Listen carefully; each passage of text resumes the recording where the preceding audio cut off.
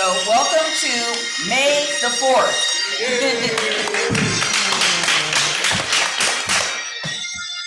Sorry, we had to do that for dramatic effect. Welcome everybody to the second Budget Committee meeting for 2023. I'd like to call the meeting to order and note for the record, of course, that today is May the 4th, and may the 4th force be with you and everyone else who's having a great time at the library tonight. I wish we were at the library having a great time tonight, but we are going to have a great time here tonight. So would you please call the roll?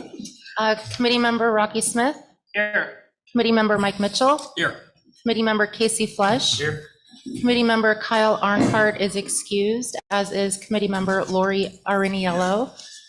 Good job. Thank you. Committee member Adam Morrow. Here. Committee member Frank O'Donnell. Here. Secretary William Gifford. Here. Vice Chair Andy Smith. Here. And Chair Denise McGriff. Present. So thank you again, everyone, for being here. We did receive a number of pieces of correspondence in the email over the last week or so. And tonight we have some members who are here for public comment, and we have a space over there. So whichever Samantha or Nancy want to come up first.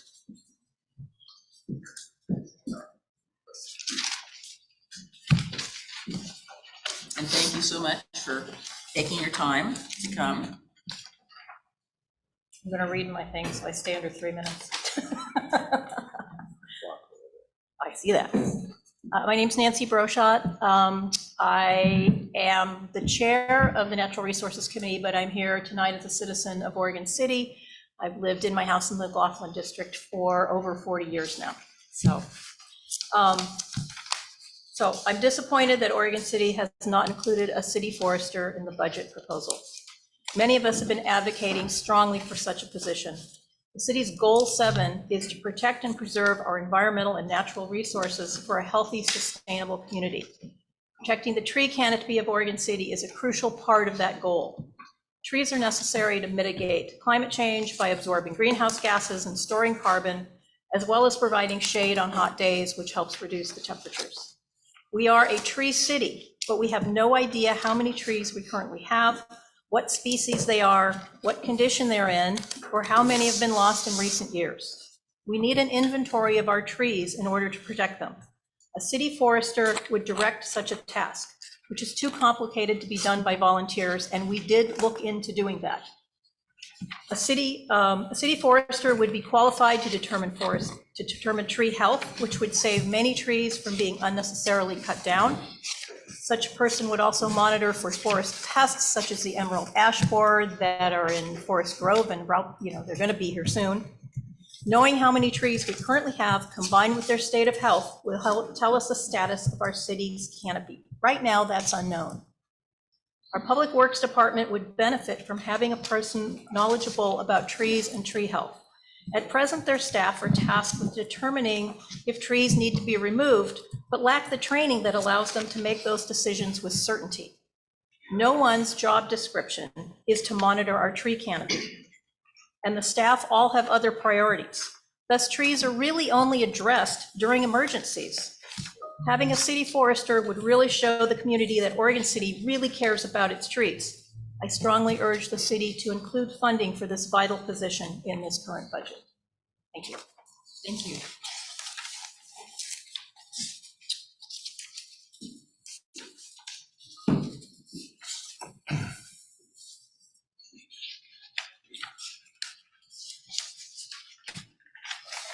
Yep.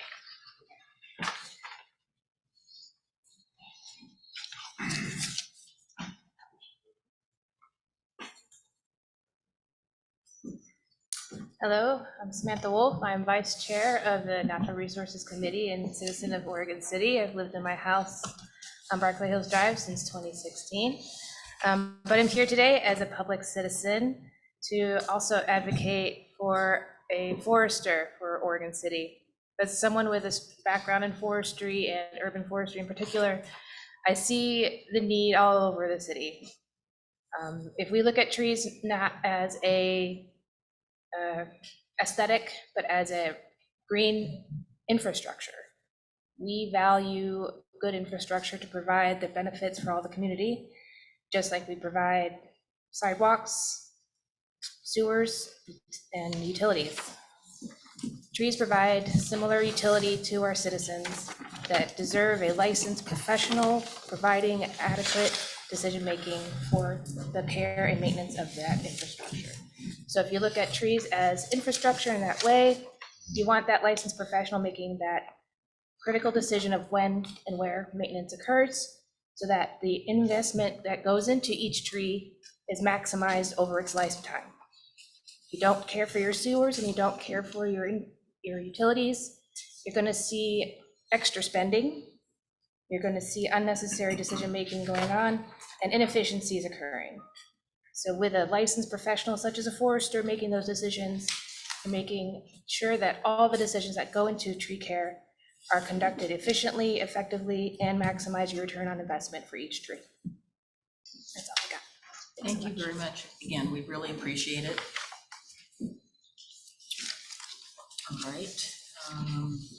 So we have a public hearing this evening on state shared revenue uses. And I will turn this over, I will open the public hearing and ask for Mr. Conkle and Mr. Zook to give us the report. Good evening, Budget Committee. Thank you for being here this evening. In your packet, or actually probably on your handouts in front of you is a summary of the public hearing on state shared revenues. And essentially by Oregon revised statute, budget law requires us to have a public hearing at this level in front of the Budget Committee on the possible uses of the state shared revenues. In the report that is in front of you is a summary of the different types of state shared revenue that we receive. We receive a portion of liquor tax, cigarette tax, marijuana tax, and gasoline tax. And there's also another line that's another portion of the liquor tax that has a separate process in addition to those other aforementioned taxes. So the chart here illustrates what the city has received in the past two biennia, as well as what we projected into the next 2 years. And the League of Oregon Cities provides estimates on an annual basis, actually, and these numbers have been prepared in conjunction with that, as well as our own experience and what we've received. So in order to receive a portion of these state share revenues, the city has to provide at least 4 of the services that are bulleted in that list, which includes police protection, fire protection, street construction, maintenance, lighting, sanitary sewer, storm sewers, planning and zoning, and 1 or more utility services. The city definitely offers well more than 4 of those. You don't have to offer all of those, but we definitely offer at least 4 of those. So before June 30th, we have to take a couple steps. One of those is tonight, and we receive public comment on how we use those. I'll tell you how the city has proposed in the budget that's in front of you is most of these are received within the general fund. Only the state gas tax has specified use in a specific manner as to how it's used, and that's on transportation. And so it is recognized in our street fund, transportation fund. So each of these revenues is in the general fund and is used expressly to provide the general fund services. So tonight we give the public an opportunity in front of the Budget Committee to have comment on how those funds are used and make suggestions. And then from here, we would close the meeting. The action required by the Budget Committee is expressly to hear the public's opinion.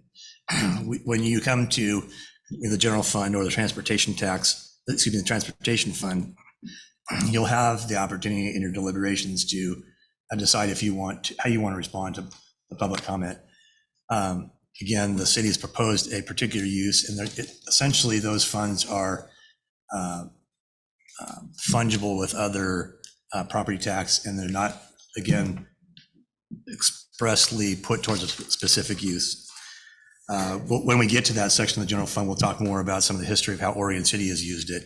In particular, the marijuana tax has had conversation about how it was used. And when do we want to do that? We will, my suggestion is that we cover that when we get to the general fund, and tonight we'll actually hit the transportation fund. I don't think there's a lot of latitude on how the state gas tax funds are used. They're generally used to put into roads and the projects that the Public Works Department uses. We'll cover the conversation when we get to the general fund will, I feel is a great time to talk about the expressed public comments, and then how we want to articulate those. So that's my report. There's a little bit more detail on the written document that talks about some of the history of that, but with that, I'll close my report. So would you just briefly explain what state revenue sharing is? Because I'm not sure that people really know what it is. Great question. So all of these taxes that are listed here, again, the liquor tax, cigarette tax, marijuana tax, those are all referring to the tax that the state collects at a statewide level. We often refer to them as the sin taxes because they're typically around these things that are vices to some. And so the state collects the liquor tax, and then through the legislative process over time, and baked into ORS, has been an allocation method of how those funds, a portion of those funds, are distributed to jurisdictions that are affected by those activities: liquor, cigarette, and marijuana.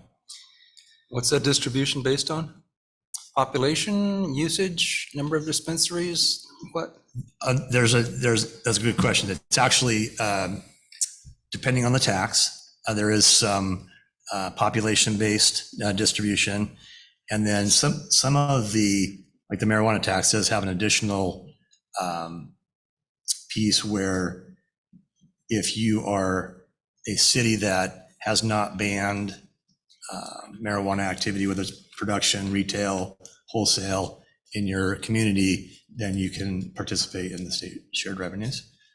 So, but most of these are based on a per capita calculation. State does that and they distribute it, and we use the League of Oregon Cities. They have lobbyists and folks that are connected with the state legislature financing office that help us with those and see the trends of that revenue stream. They're not, some of them can be volatile. Marijuana, for example, is dependent on the price, and that price has been probably up and down like a stock market. Some of these are actually declining over time. They continue to decline. And that actually presents a little bit of a risk to the city, how we use those and how we rely upon those. Many of them have been established for a long time. Of course, the marijuana was the most recent established tax in the mid 2010s, I believe. So.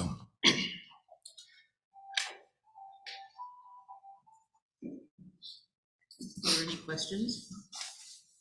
Everybody totally understands this, right? Well, we get the general idea. Yeah, hang on. Yeah, So- go ahead, Michael. Just to make sure I understand, when you talk about the additional 14%,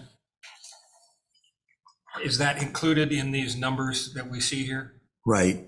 Okay. Yeah, it's really the liquor tax that's split between two percentages, and the 1% is detailed out in the line that says state revenue sharing, and then the second one is called state liquor tax, and they split those out because they're allocated on different methodologies, and so they when we receive those receipts, they're actually delineated separately. So Okay, but it's not an additional 14% that we're not seeing here. Correct. This is the entire The picture. totals. Yeah, Okay, I thought so, I just want to make sure. right.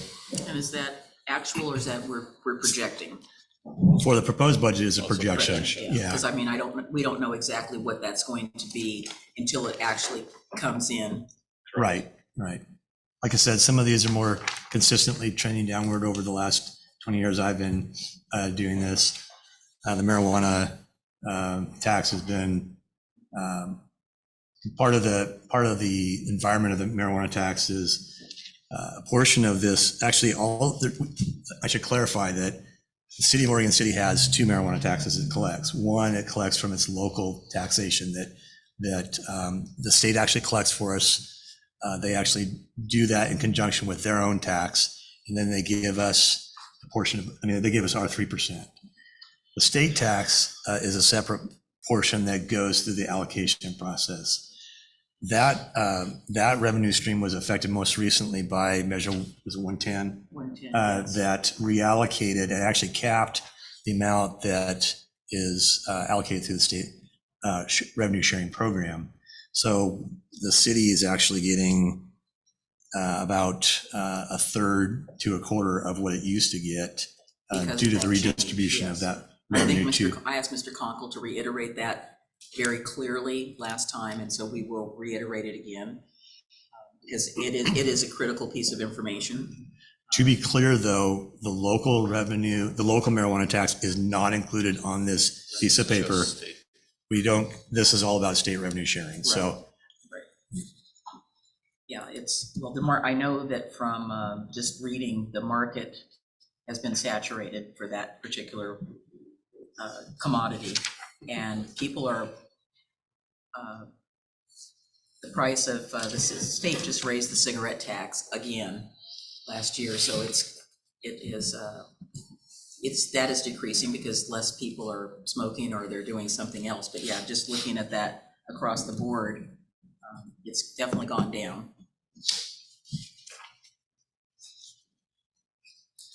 Did you have a question, William? Is the county involved in this in any way? I mean, In state revenue sharing or the specific taxes? either or both? I just want to know if their fingers are involved in this at all. Well, there's the vehicle registration tax, but that's not part of state revenue sharing. No, that's not state revenue. No, The it's, county's not involved with Oregon City's component of the state revenue sharing, no. That's what I want to hear. Thank you. and I think all of that money from the vehicle registration fee goes directly to roads, because Public Works Director Lewis basically explained that to us, and we were able to do some additional projects because we had that money. But again, it's separate.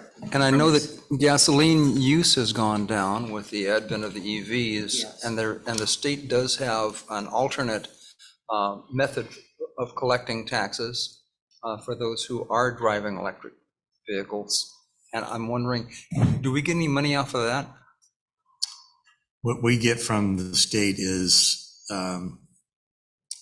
not broken down by type of vehicle. I'd have to dig into more detail to see. I if mean, it's called actually- gasoline tax, probably for a reason, because you pay it at the pump. But those with EVs, No, I understand that what you're referring to as the alternate taxation, so Picked that, up at the registration time. I don't think we get those funds. I think those go directly to the state. Yep. There was some discussion at the league meeting about trying to get some of that money instead of it all going to the state. Any other questions, committee members? we can.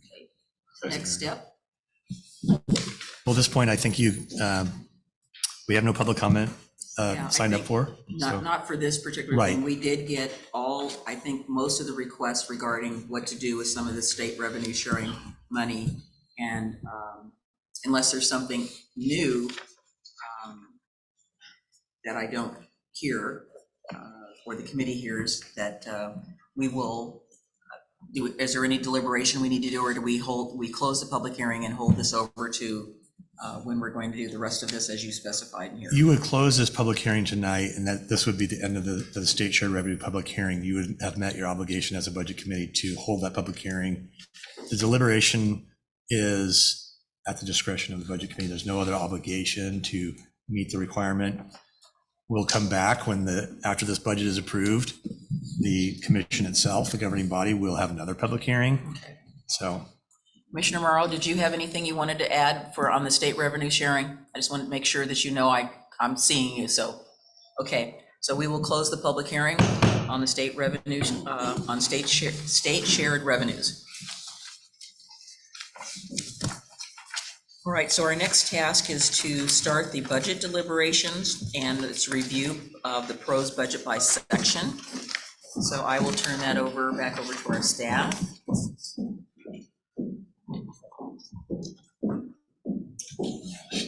And is it your intent to get through all the sections tonight? Because I see we've got 6 and 7, which is approved budget and approved property tax rates, et cetera, and then So I apologize. Could we back up one agenda item?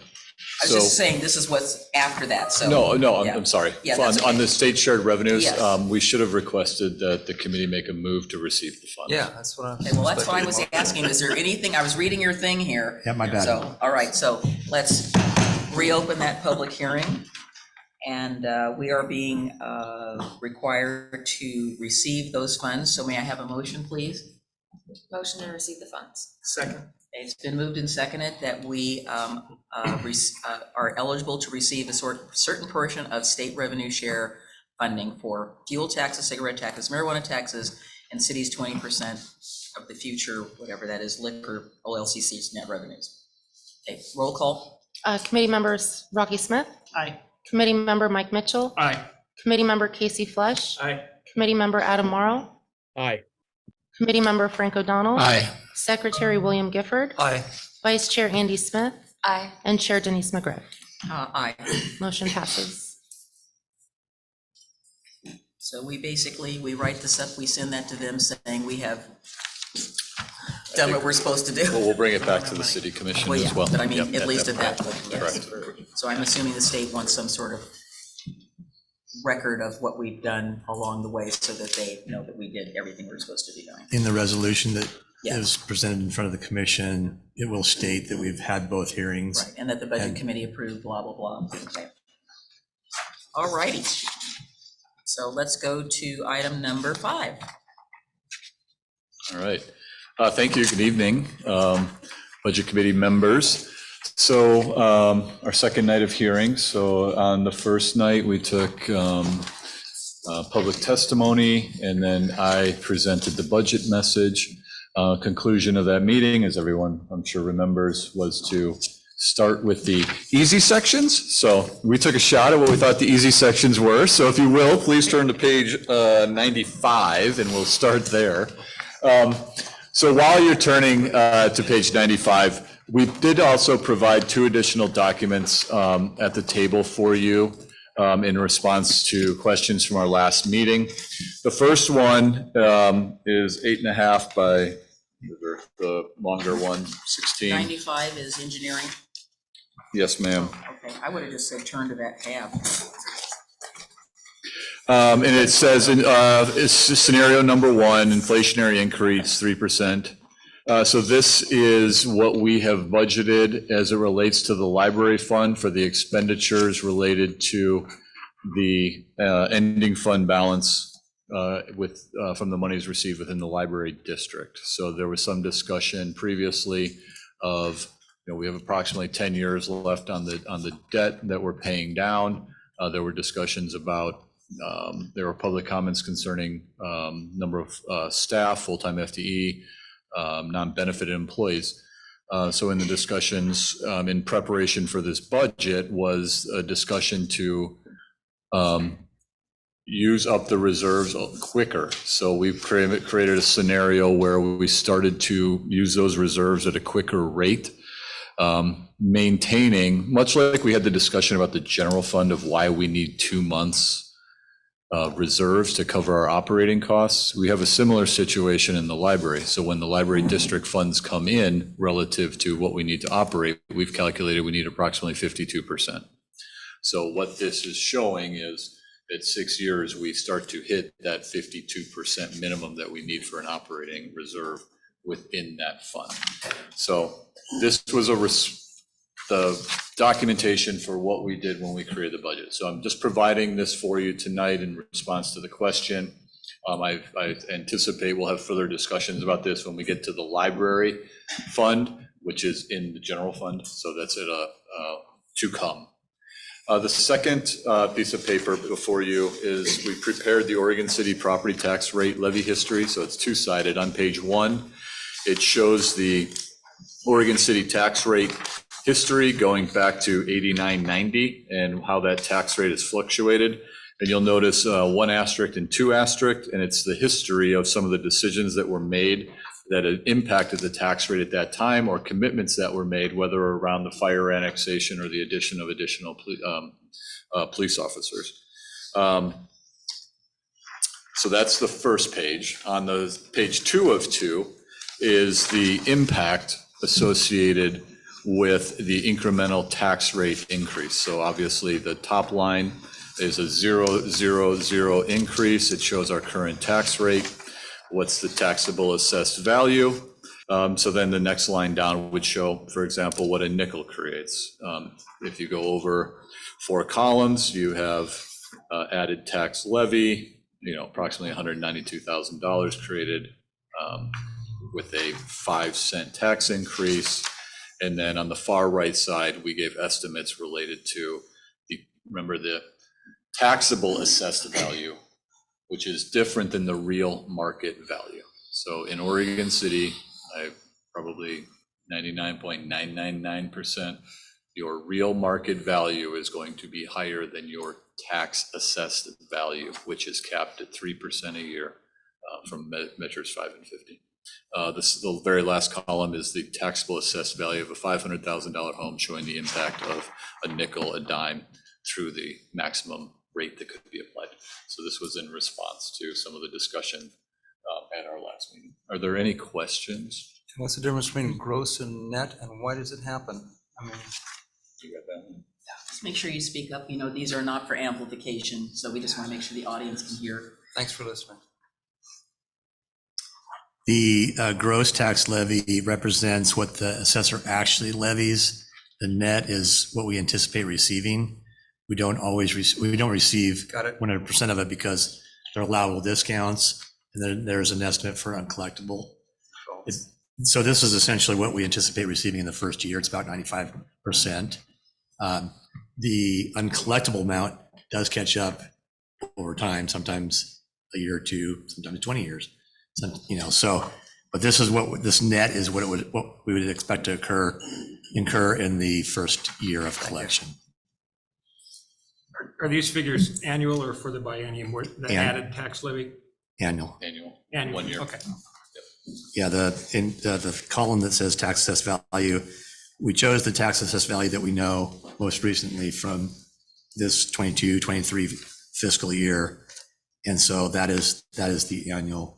The tax assessed value is static, but these revenue calculations are based on one levy, 1 year's worth of levy. So next year, this would be different because we would assume some inflationary taxes, tax assessed value increase, probably 3.24, somewhere in that percent. So that base number we're using is strictly for what we know today. Okay. Does that make sense? Yeah, I'm going to ask it one more time. Sure. So 5 cents would generate us an additional $182,000 per year. Correct. And then the second year of the biennium would be 182 plus 3%. 3%. Yeah, okay, great. Thank you. Now, one caveat I will make is that, never mind. We had a conversation, I guess, about what your actual tax bill looks like when you get home and look at your tax bill. The two columns on the far right essentially is what you would expect to see on your tax, the impact on your tax bill at the full rate of an additional 5 cents. So hopefully that's clear. There are other things about the tax law that make it a lot more complicated, but this is a General. this is a fairly simplified rule of thumb. And I presented it in the form of a matrix so that if not today, if not this year, any point in the future, all you'd have to do is essentially adjust the tax assessable value to whatever that new year is going to be. It might be 4 million this coming up year. And you can just use the sliding scale, pick what you want. That's the discretion of the committee, though, so. And go ahead, William. A hypothetical. When we had our citizen comments last meeting, as the notes that I took said that when you added all of those up, if by some chance all of those seemed to be agreeable to the committee, it came out to 926,000 a year. That was my rough note. Roughly, yes. I got 966. Yeah, so roughly, yeah. And if we needed, and if there was an agreement to raise the tax, and I think that's still a big if, by raising it by 0.25, we'd have 913 million a year. Does that sound about right? 913,000? Oh, I wish 913,000. we had 9. Yeah. Correct. Yeah. So that's nowhere near what we would need if we wanted to fund all of those requests. Correct. And if you put a city forester in there, we'd estimate that probably generously 130, so you're at $1,056,000 per year. Thank you. Okay. Any other questions? What's the process for making that change? In the course of the deliberation with the budget committee, We would set the tax rate? yes, part of the approval process is to approve the amount of the budget in its entirety, not by fund, but Right. 281 million, et cetera. And also to state the tax rate that this budget committee would approve. There's, I was just gonna say, on the backside of your agenda, essentially, we're approving the budget amount, the tax rate amount. Oh, right. And the general obligation bond notice. So we'll So then walk wouldn't it make through. sense then to go through the budget, see what we all agree Oh, I'm on? not saying we're doing it now. I'm asking the Yeah. question.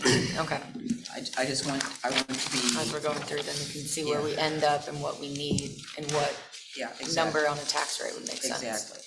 So the process is, so as long as we are staying under the cap, we're not going out and asking voters for this, or we're not putting anything out. It's basically, what I'm getting at is we have some latitude between what the cap is and what, because we could say, well, let's lower it, I mean, not that we would, but, so we have that latitude in between there. So Correct. that's, yeah, in addition to the that is budget, what I recalled. correct. In addition, the governing body, the commission, actually has a second opportunity to change the approved budget, which would include the tax rate as well. So just the next step beyond that would give the governing body that opportunity. Any changes that the governing body chooses to make with the budget, the approved budget, does not have to come back to the budget committee. What does have to happen is there are limitations on how large of a adjustment they can have without a second public hearing.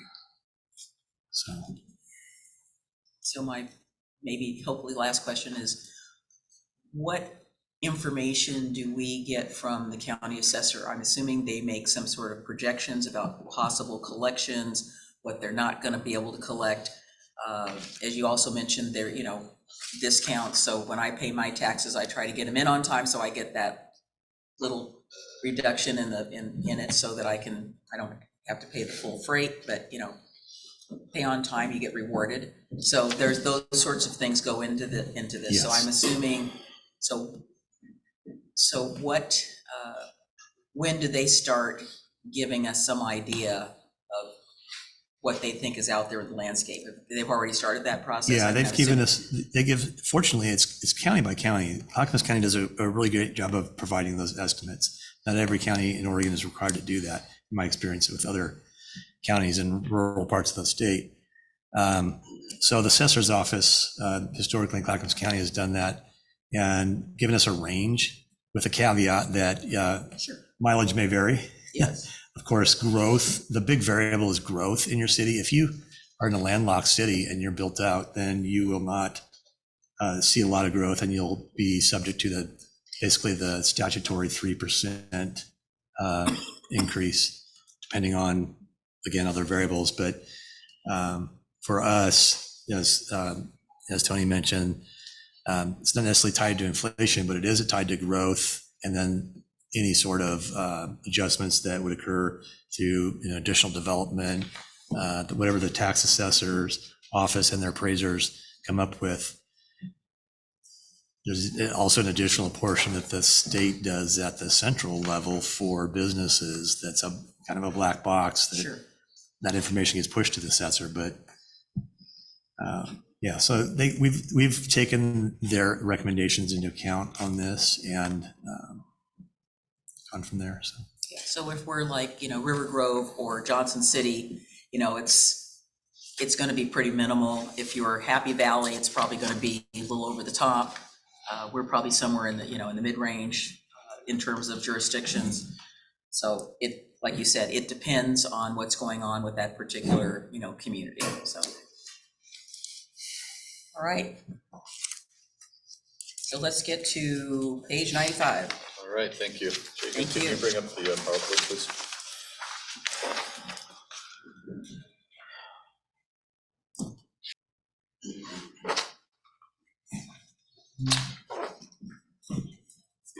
All right, so as I stated earlier, I gave you the general budget message, and now we're going to walk through each individual fund. Once I present a fund, I'm going to stop, answer any questions that there may be, and then once we're done answering questions, we'll move on to the next fund if everyone's comfortable with that. So once again, this is these are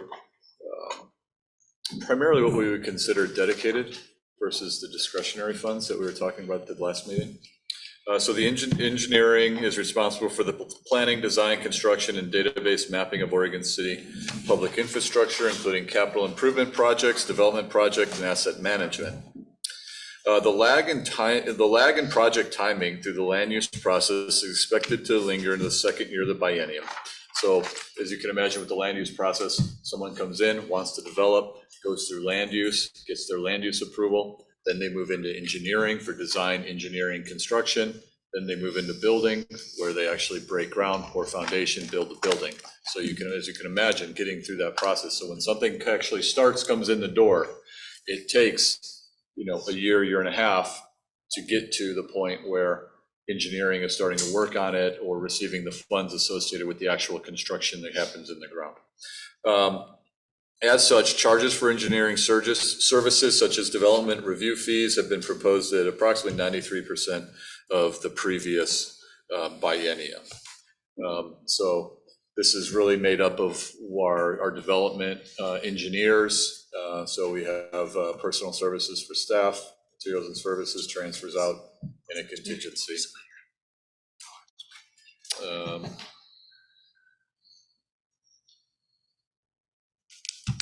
Any questions? I would recommend looking at page 98 if you have budget highlights or specific questions related to this fund.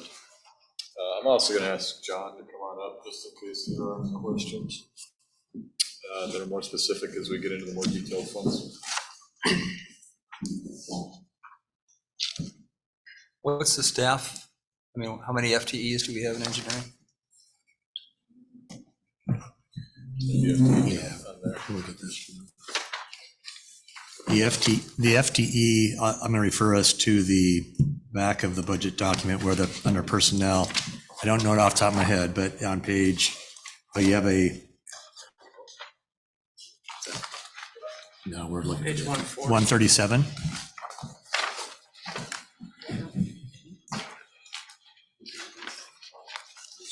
We got 12 and public works. 137. So the bottom of page 137.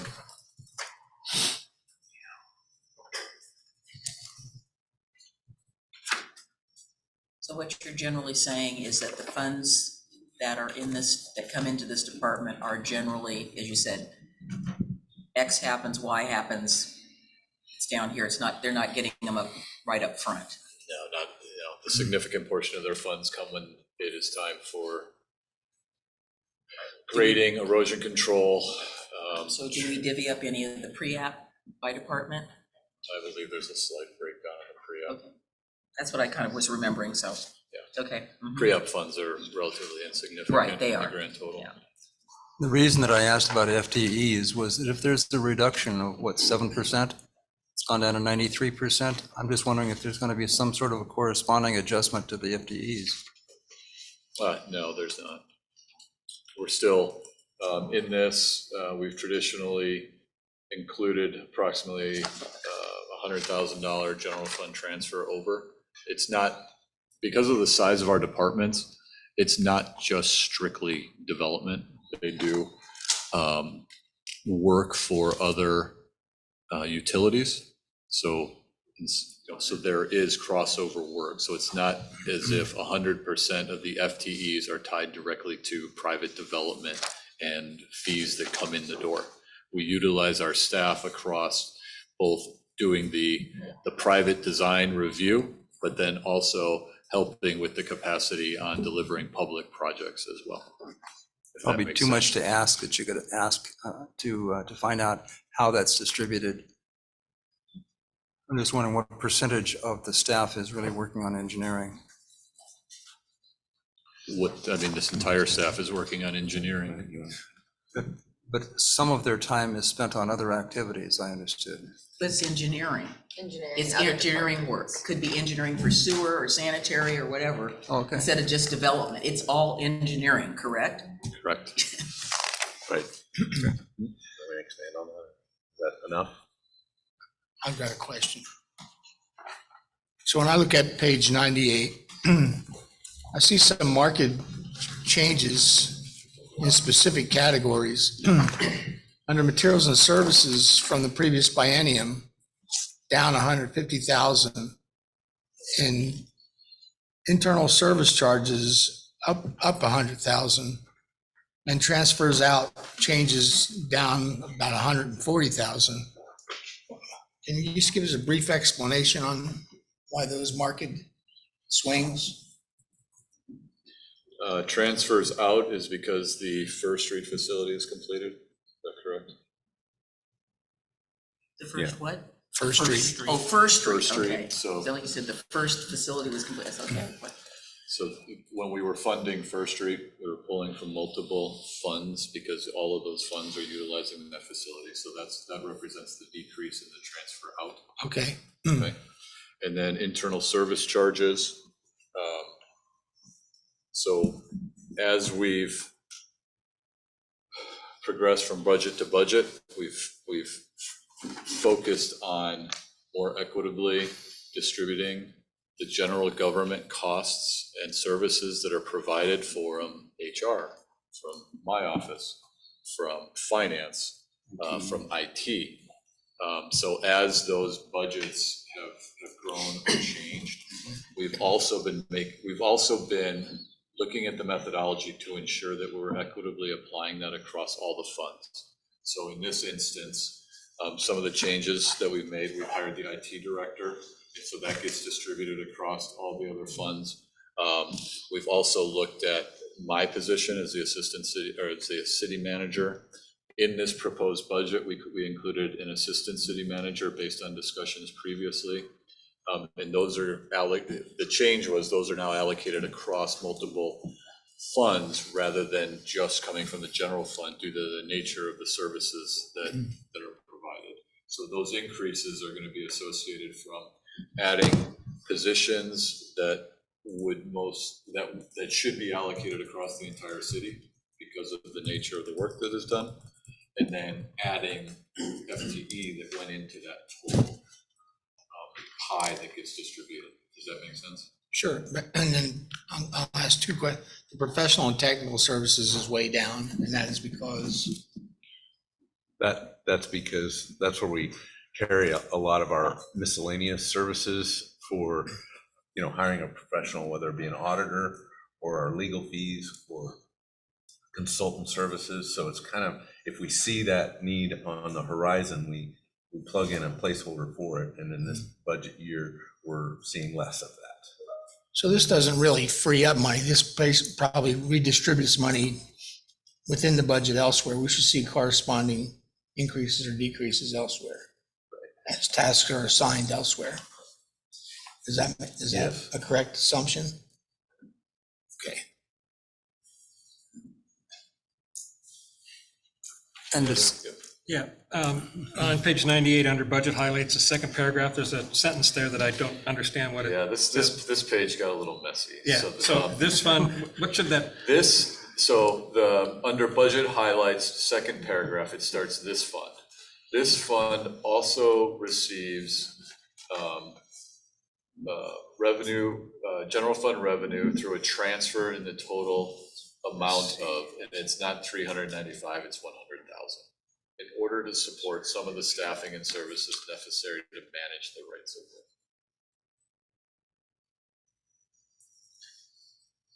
it.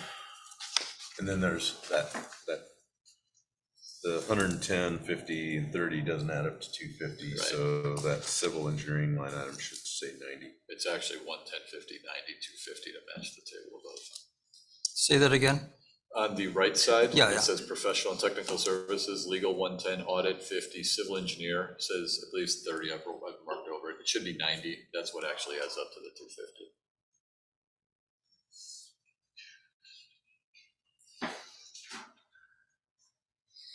To complement Mr. O'Donnell's comment, and that I think would have been a little more clear, I realized why I had flagged page 136 when you had us turn back to page 137. 136 was the first page in this document that I noticed a column called change. And to be able to see that percentage change as either or both a dollar amount and a percentage would be very helpful on some of these, because otherwise you're flipping back and forth in your mind trying to compare what was it last budget. Yeah. And to see a percentage change would pop out those things that are significant and different.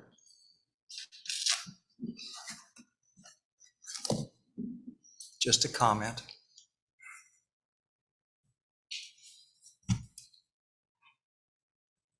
Any other questions related to this fund? Nope. Right. one down?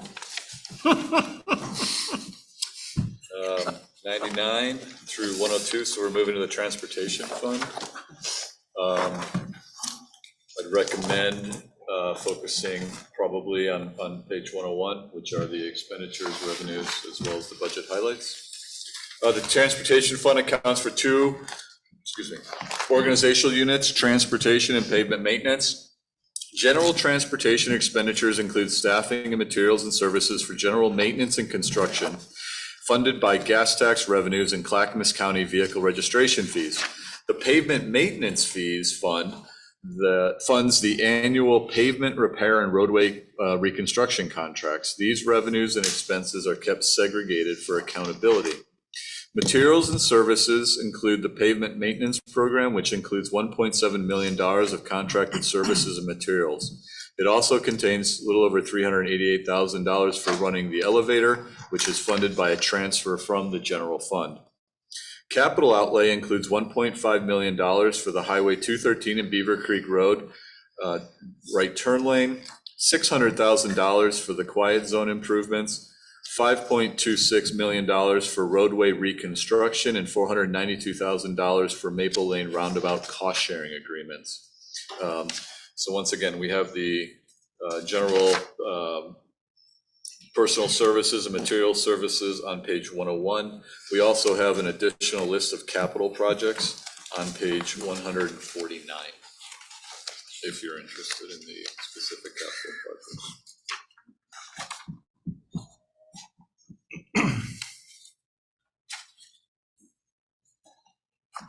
Can you talk about the contingency line? Page 101.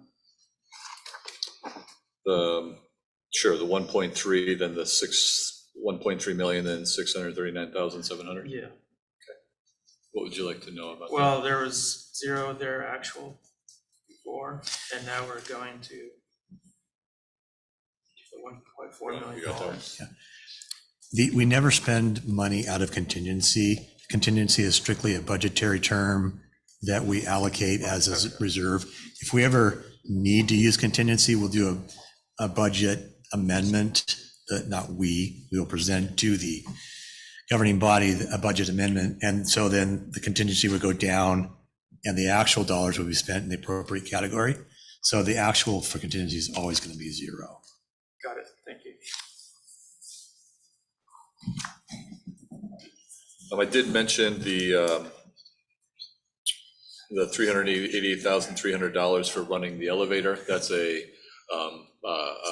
contract with the Downtown Oregon City Association who manages that contract for us. Question.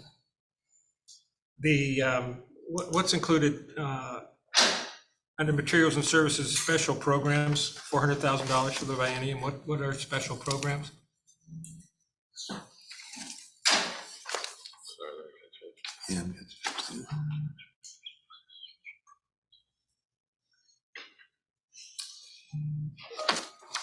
I think this is the sidewalk. Is this the consulting one or? That's the sidewalk, I think. Mike, ask that again, just so So this is, I believe this is the sidewalk assistance program. That's one of them. Oh. Oh, yes, Yeah. yes. Okay. yes. Yeah, we allocated $200,000. Okay.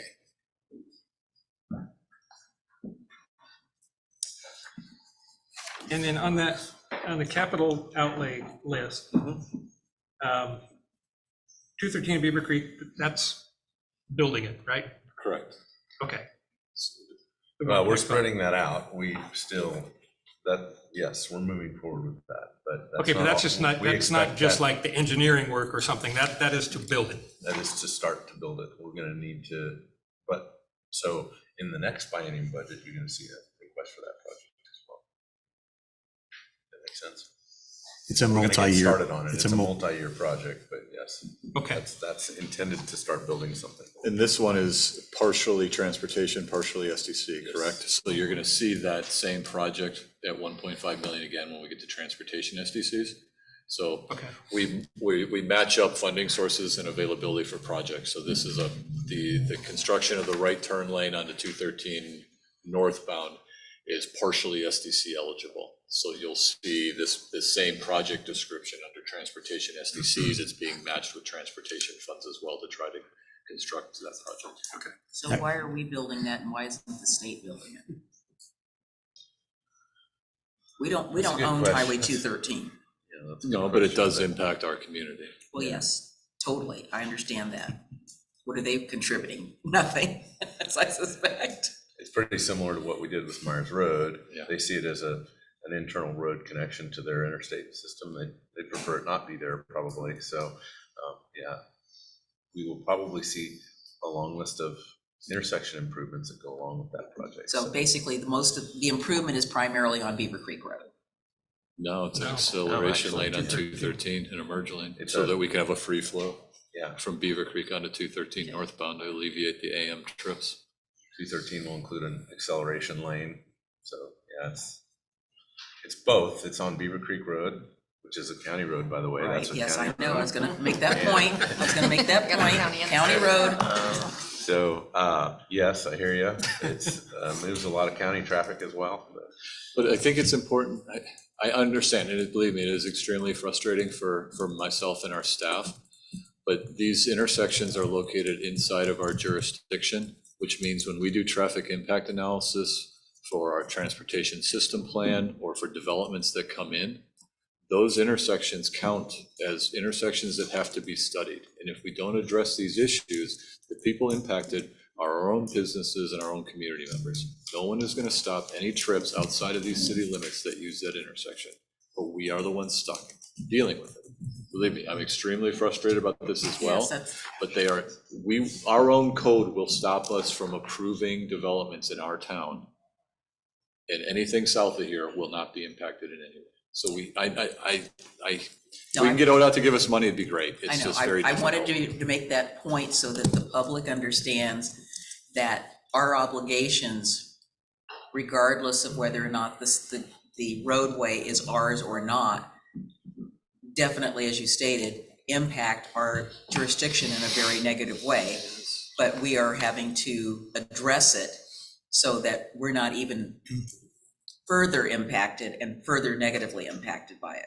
Still going to be some negative impact, which is why it's nice to give some of that to county vehicle registration money. It's not a ton of money, but it helps. And I know all the projects you mentioned last year that we were able to do because we had that funding. So the elevator contract and services is the single biggest item in professional and technical services. Is that locked in for this 2-year biennium? We just signed a new contract. Was it? We just renegotiated. So it's set in stone for this 2 years? Yes. Okay. Adam? And I will say, when we did the request for proposals, I recall. it is very, very difficult. I think the last two, we've only had one response. I recall. Adam? Yes, thank you. Two things. Did we spend the entire 200,000 for the sidewalk replacement program that we allocated halfway through the previous biennium? Did we spend that entire amount? Yes, so the first year was successful. I think we actually overspent, and we brought that to the commission. I haven't checked lately. That's slowed a little bit, Adam, but that'll pick up now that the spring weather is turning. Well, hopefully it will be. Who knows? At some point.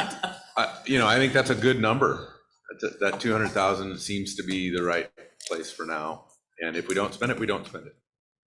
Okay, and then the other thing is just to clarify that the contract we have with DOCA for the elevator is separate from the 120,000 per biennium. Is that correct? Yes, that's Yes. correct. Thank you. Any other questions? Just a small one. I had circled on page 99, the other financing sources of $20,003, which I'm just curious where we got the $3 and and why don't we have it anywhere It was else? on the sidewalk. What when I was line are you walking in to put the budget together. What line are you on? Other financing sources. He's Okay. looking in the 21-23 budget, and essentially that represents a change in the accounting standards for governments where we had to recognize leases as debt, certain leases as debt. So there was a particular lease that had that exact amount. So you can go to the supplemental budget, the budget adjustment, and it will have that exact amount there. We could have rounded, but then you wouldn't have had the opportunity to ask a great question. Don't Thanks for the knock opportunity. that. I found $1 on Center Street about 2 months ago. So That's other that's income. where the one of the dollars came from, probably. Yeah. I said finders, keepers, I'm keeping it. Any other questions concerning transportation expenditures? I'd ask maybe just flip over to page 102, which is the pavement maintenance expenditure. So this is funded pavement maintenance utility fee that's collected. I think John and his staff do an excellent job of a 5-year pavement maintenance strategy for the city that continues to target streets and creating and improving our pavement. What am I thinking of? Index, our pavement maintenance index.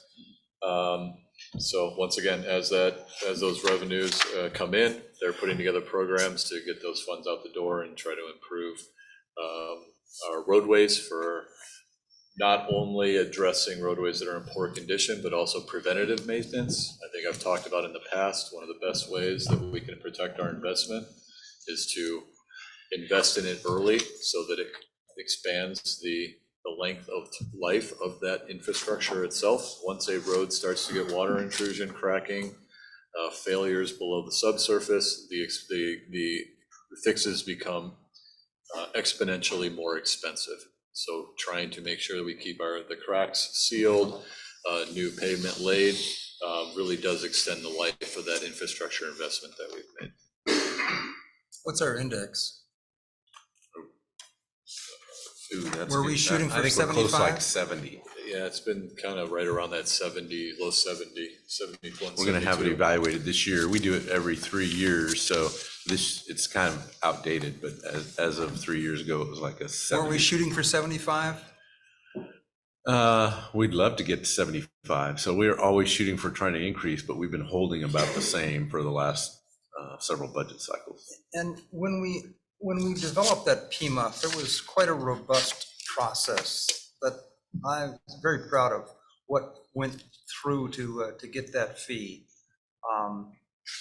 And it seems as though one of the agreements that was made was that there was going to be an annual report. Yeah.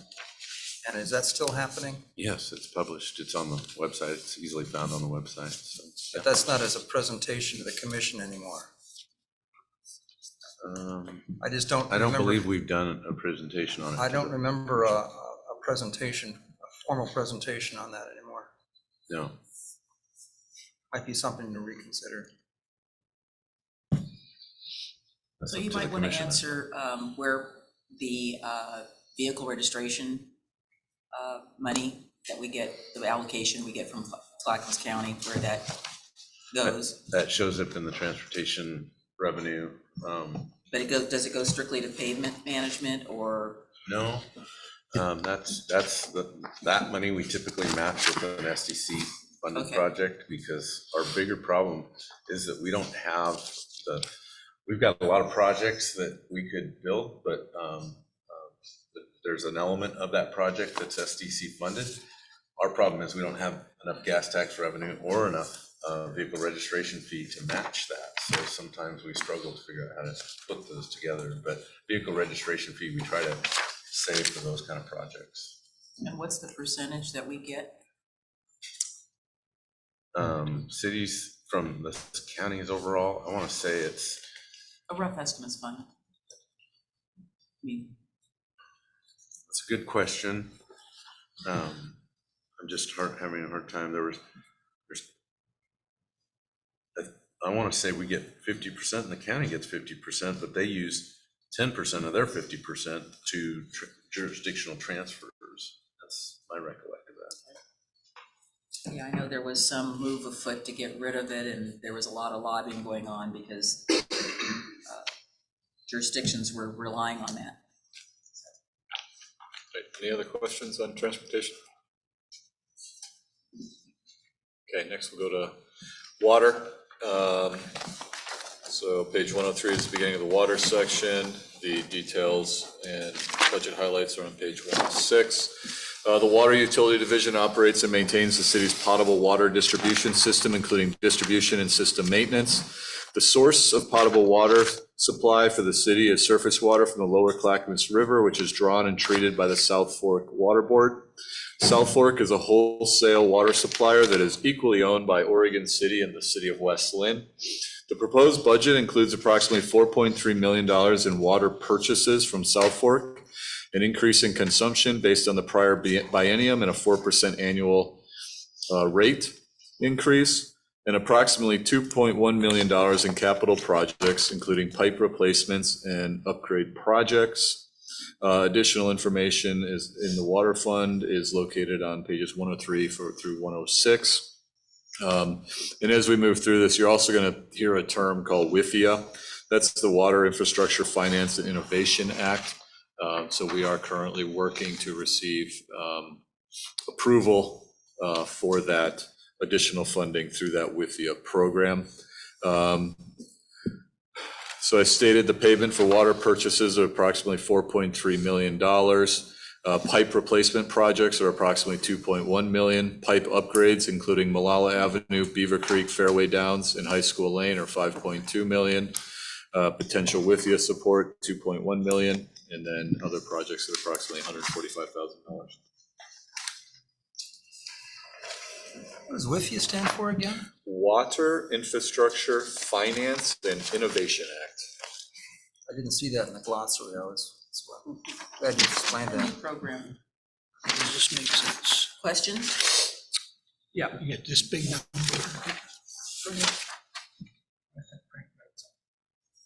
Well, I'm just curious, I mean, in 2023, 24, the budget is the same as the overall budget.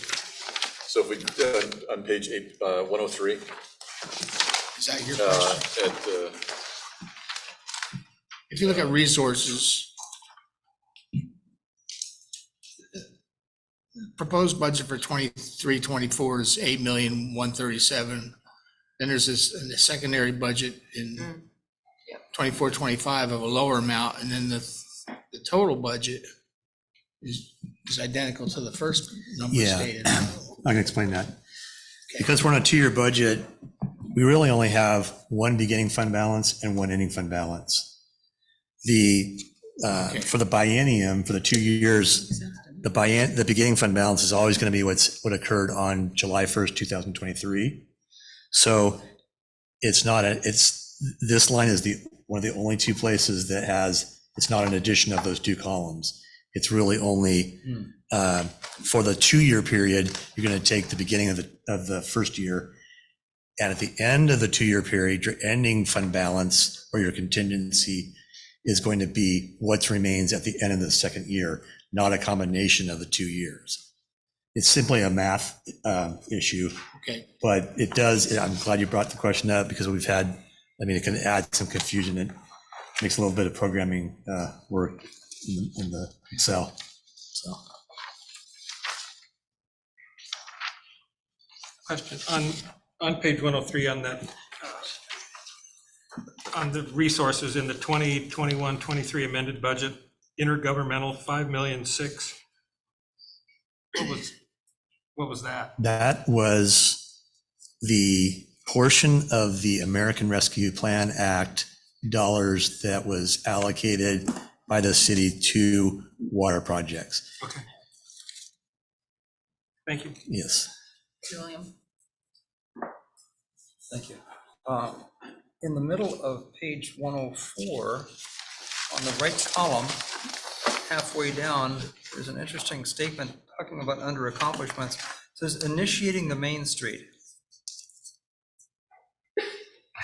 Any idea what that means? So we're currently in, so that was an accomplishment, we're saying. So we're initiating the Main Street project. We weren't sure if we were going to be done with that at the time. So right now we're doing the water line in Main Street between 10th and 15th.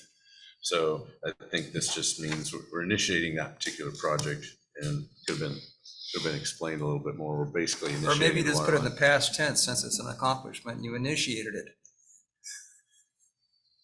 Yeah, I didn't want to leave the impression that we had finished it. You haven't finished initiating. Okay, that's fine. I got it. Still banging away down there. Yeah. Yeah. Try going down there at 10 o'clock to Renee's, can't get in. No thanks. Okay, let's move on. Any other questions? I see our contingencies, our ultimate contingencies are lower than ever. Is that a decision we made? So that's an important observation. Because of the WIFIA loan process that we're in right now, and the fact that we've been invited to apply but have not yet been approved, it is not reflected in this budget. Okay. If the loan is approved, we will be adding loan proceeds as we draw them down. So it's like a construction loan where when you need the money, you draw it down. But we purposely did not include that in here. I mean, the contingency would be, okay, we don't get approved for some unforeseen reason. We still have these projects to do, and we would recalibrate, John and his team would recalibrate potentially on the timing of this. These are all identified projects that need to happen anyways. So it's not like the need goes away if the loan doesn't get approved. It was purely a matter of timing and recognition of the fact that we don't yet have that loan. So it's a great observation. Next. So we'll jump to wastewater, begins on page 107. Budget highlights are on page 110. The wastewater utility division maintains the city's wastewater collection system. The city's wastewater system includes 14 pump stations and 136 miles of both force main and gravity pipes, all of which serve over 10,900 customers. Once the wastewater is collected, it's treated by the Tri-City Service District. The proposed budget includes $15 million of pass-through payments for wastewater treatment and system development charges received from city customers and remitted to Tri-City. The budget also continues funding to implement the infiltration and inflow, or I&I, reduction program, beginning with high-priority areas in the McLaughlin neighborhood, Settlers Point Drainage Basin, and Kenema neighborhood. Total capital outlays of $24.1 million include $867,000 in pipeline renewal and replacement. Details of the budget projects are on pages 107 through 110. The inflow and infiltration projects at $21.2 million. The commissioners are aware, the budget committee members may not be, that we entered into an intergovernmental agreement with Tri-City West Water Environmental Services for I&I reduction. So the investment in I&I, which is rainwater getting into our sanitary sewer pipes, taking up capacity, which then gets transferred down to the wastewater treatment facility, which has to then treat additional runoff that's mixed in with the sewer. Then we also have downspouts that are potentially cross-connected. So the I&I program is intended to address at the local level how we could pull that stormwater out of our sanitary sewer system, thereby protecting capacity in the system. Through that IGA with Clackamas County, we anticipate receiving approximately $7.1 million to use towards those I&I projects that have been proposed in this budget before you tonight. With that, I'd be happy to answer any questions.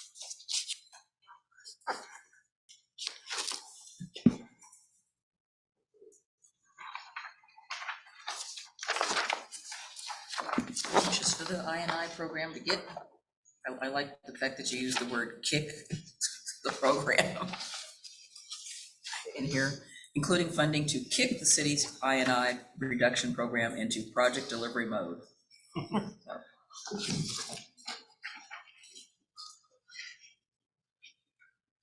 Move on to the next one.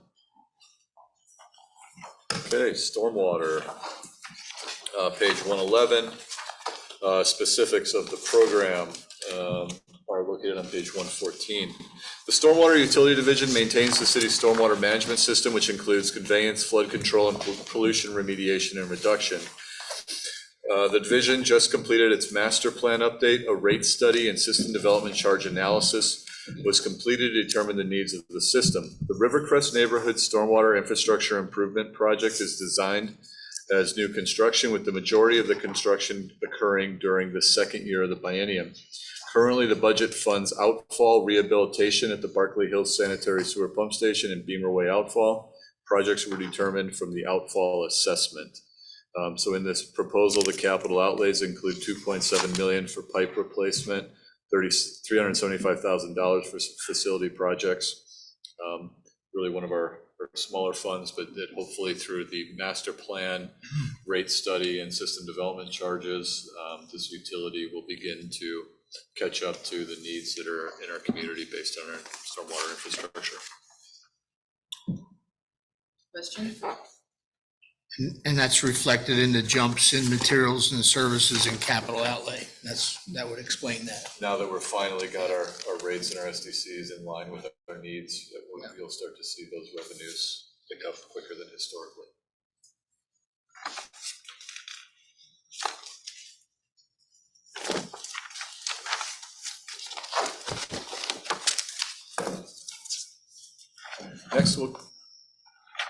Next, we'll go to system development charges.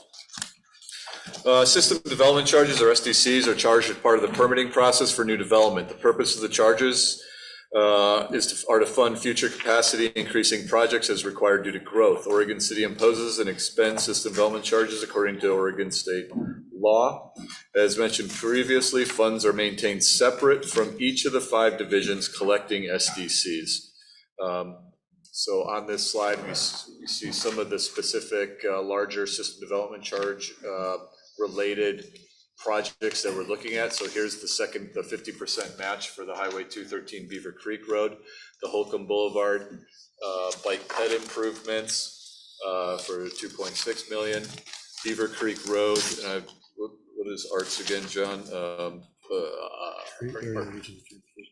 Yep. So this is essentially a project tying in our lights, our traffic lights, so that we can have more, better capacity and flow along those that system there.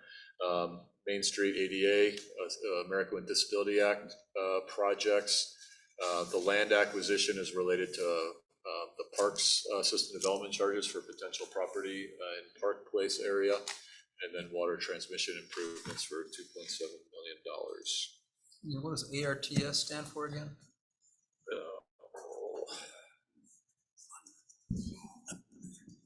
I believe it's All roads, transportation, safety improvements. All roads, transportation, safety.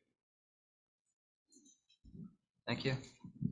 So on the resource side of the equation, there must be some assumptions made on growth. Correct. So we try to be consistent. There's a discussion that happens between planning, building, engineering. What we keep a pretty good log of how many permits we issued, how many building permits have been issued, just to try to see if we can get a historical trend by single family, multifamily, commercial, industrial. And then, a little bit of 2 years from now, who's going to submit? I mean, there is a little bit of massaging going on here, but, we try to be consistent with, we utilize historic data as well as folks who have come in for pre-ops or inquiries, so that we can try to get that estimate as close as we can, realizing, we're looking 2 years out. Yeah. With potential development. It really does make the SDCs, the planning fees, building fees, and then the private side engineering fees kind of difficult, just because There's assumptions. there are assumptions that you're off by 10, 15%. It does have an impact.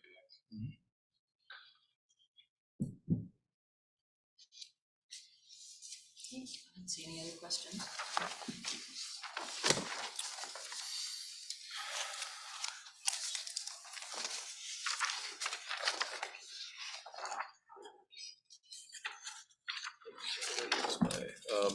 So community facilities is page 123. Tony, excuse me, just one question. I wanted to ask about the parks SDCs. Are they on a par in terms of what we are asked, what the SDC is to the other SDCs? No. So if all the other SDCs, if there's $5 for transport for storm, $6 for whatever, what's the SDC? Well, I guess when I hear on par, I think that we're currently doing the Parks and Rec master plan update. Right, and that. So this will be the last master plan that needs to be completed to identify the capital projects that are necessary to accommodate growth. From that, there'll be a decision of, okay, we need X new parks, X new bike lanes, that's attributed to growth, that's going to equal a certain amount of money, divided by what the anticipated future growth is. That's what the new system development charge for parks is going to be. Perfect. Then it's a political decision as to what that rate is set at. Perfect. We have not updated our parks SDCs in a significant amount of time. So when I say, are they on par? They're not. I think of them in terms of not being updated recently to reflect the needs of the community. Perfect. So page 123 is community facilities. I know. okay. Sorry. Community facilities, capital projects fund accounts for the acquisition, construction, and maintenance of facilities. So really on page 123, at the very bottom, you see the breakdown of the community facilities fund. And what you see here is a portion of that. The public works facility. So we've completed that project, but we do know that we are going to need another location or improvements. Obviously, we have Center Street, which we've moved out for the vast majority of it, there's going to be a discussion about what to do with the old Center Street facility. We have the new facility at First Street. We've just acquired land for a brand new reservoir south of the city, but then we also have, for example, the Mountain View Reservoir. We did a master plan for that about 15 years ago. So part of this has always been utilizing utility funds or general fund, trying to put money away, knowing that there's life cycle to these buildings and these facilities that we're going to need to address. And historically, we have been, with the exception of the library and the Robert Lipke Safety Facility, it's really been accumulate the cash on hand and paying cash as you go, kind of a pay as go mentality. So this is a reflection of that. So within this fund, you see the Public Works Facility, the Public Safety Facility. So this is where the funds from the Community Safety Advancement Fee are located here. They're then transferred from here to pay down the debt on the building. So we have our yearly debt payment associated with the bond to build that facility. The library facility, you can see there's a drawdown there for improvements to the library building, and then just general facilities is really just thinking about whether it's the city hall or the community development building. So you can see relative to what it would cost to a building, we're have a little bit.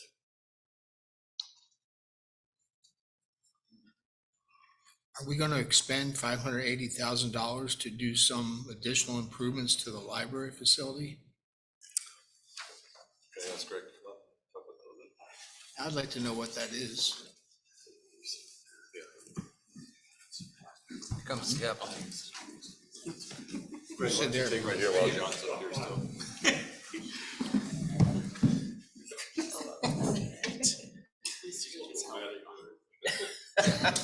He doesn't get extra points for the costume. Good evening, Budget Committee members. Just as a reminder, we had our May the 4th event over at the library from 5 to 7, so that's why I'm in costume. This is really his Thursday suit. Don't buy it. It's just, yeah, this is every Thursday. Which doesn't explain the other 364 That's exactly days you right. wear that. 2 days of the year it's acceptable to do this. The other time I have to deal with some askance glances. Thank you for the question. In the Community Facilities Fund for this biennium, some of the projects that we've budgeted for, 2 of them are projects that we would like to undertake. We're intending to undertake with the support of our Library Foundation. We've put aside some money for an outreach vehicle so that we can do a better job of providing services to our unincorporated residents, the 24,000 residents who live outside of city limits. We have also put in space budget request for book lockers, automated book lockers, so that we can provide circulation services outside of traditional library hours. The reason we put the requests in there, we are hoping to provide, to be able to tell our foundation that for every dollar the foundation raises for these projects, the city will be able to provide a match at some point. So we've put budgets in for $100,000 for each of those projects. We've got some other various projects in there around the library facility. A lot of it is to do with shelving, doing some analysis of our statewide statistics, comparing ourselves with every other library in the state. Is that our physical collection size on a per capita basis, our physical collection size is at the bottom of the statewide rankings. We were 135th out of 135 libraries in the state of Oregon. And so in conjunction with some of the increases in materials and services requests to buy some more books, we do need to have some shelving in the library to actually house those materials. So there's money in the community facilities request for that shelving.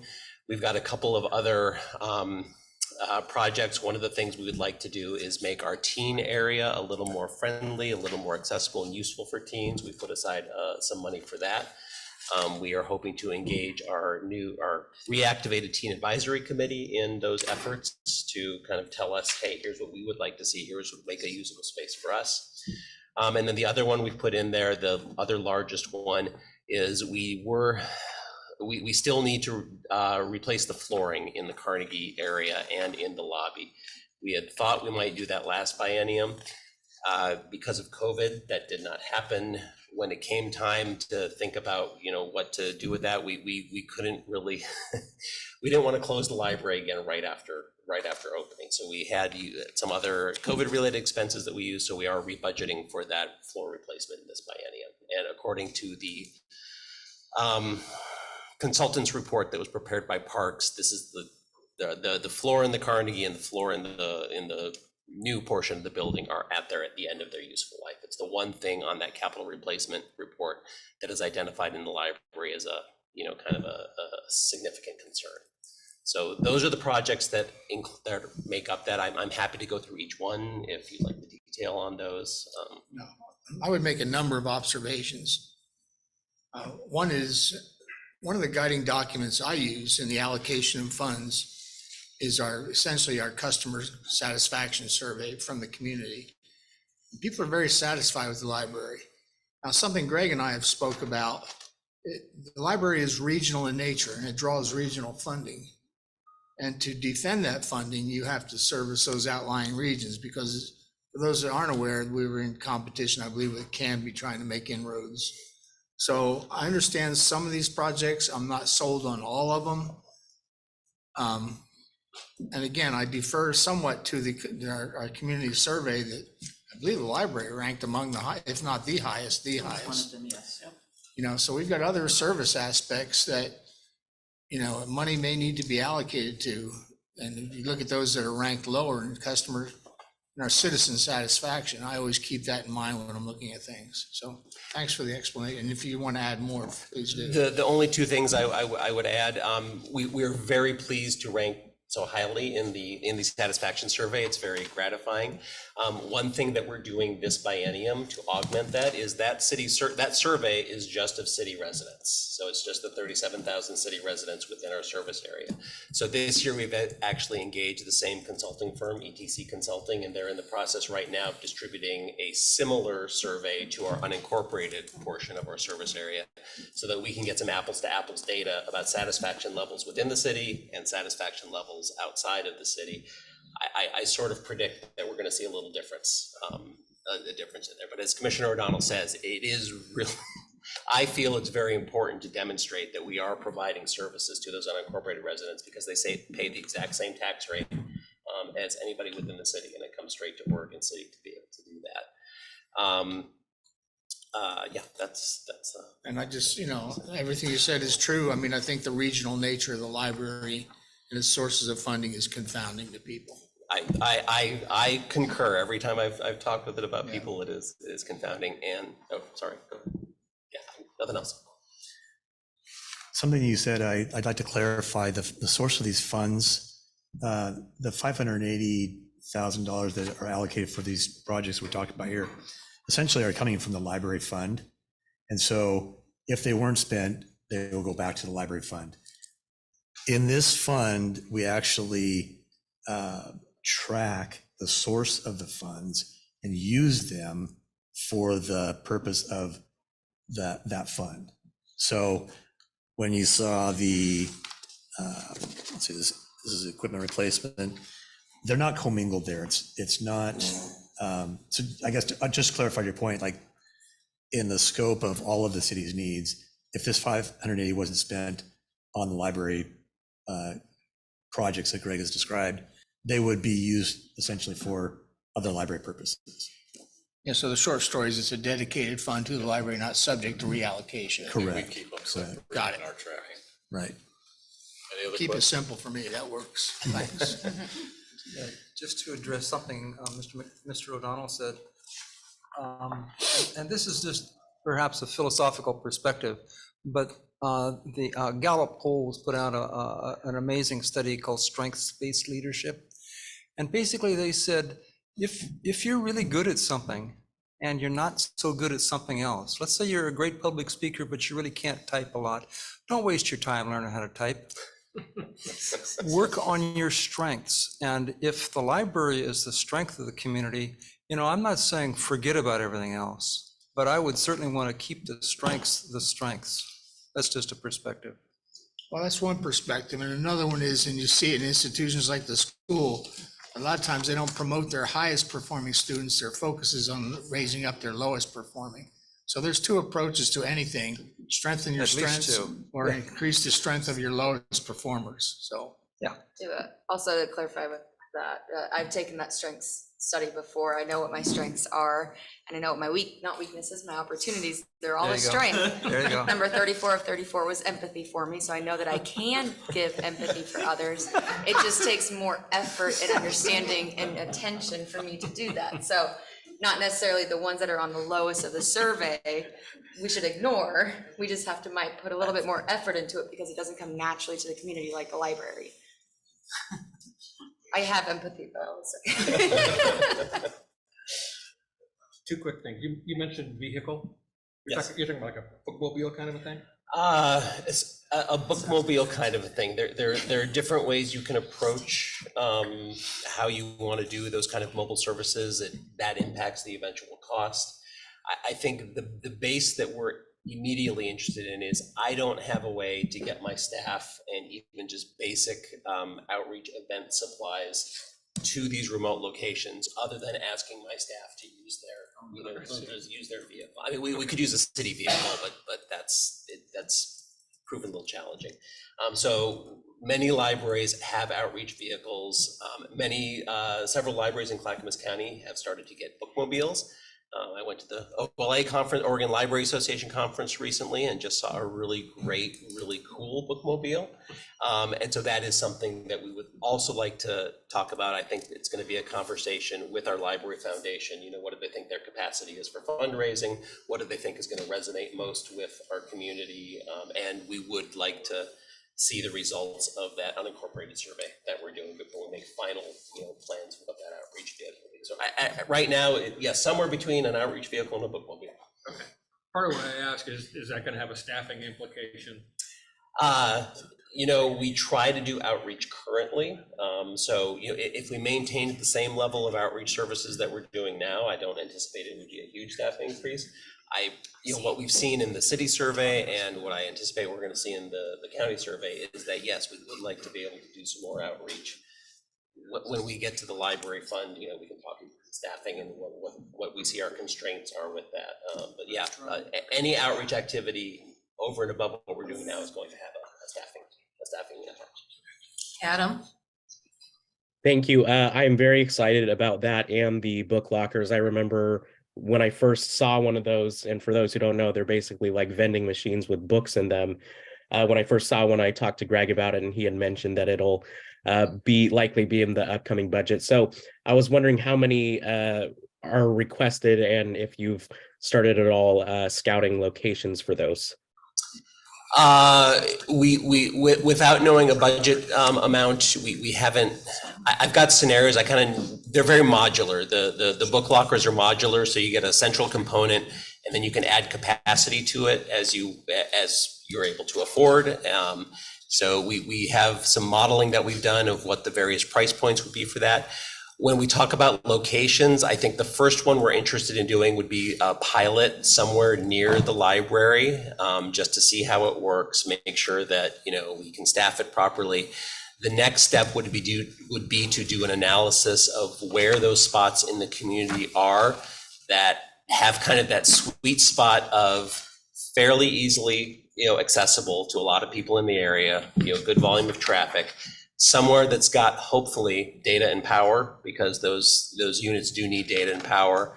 Ideally, it would be a building that has an overhang. They are meant to be weatherproof, but as we know with everything in Oregon, you got to take that with a grain of salt.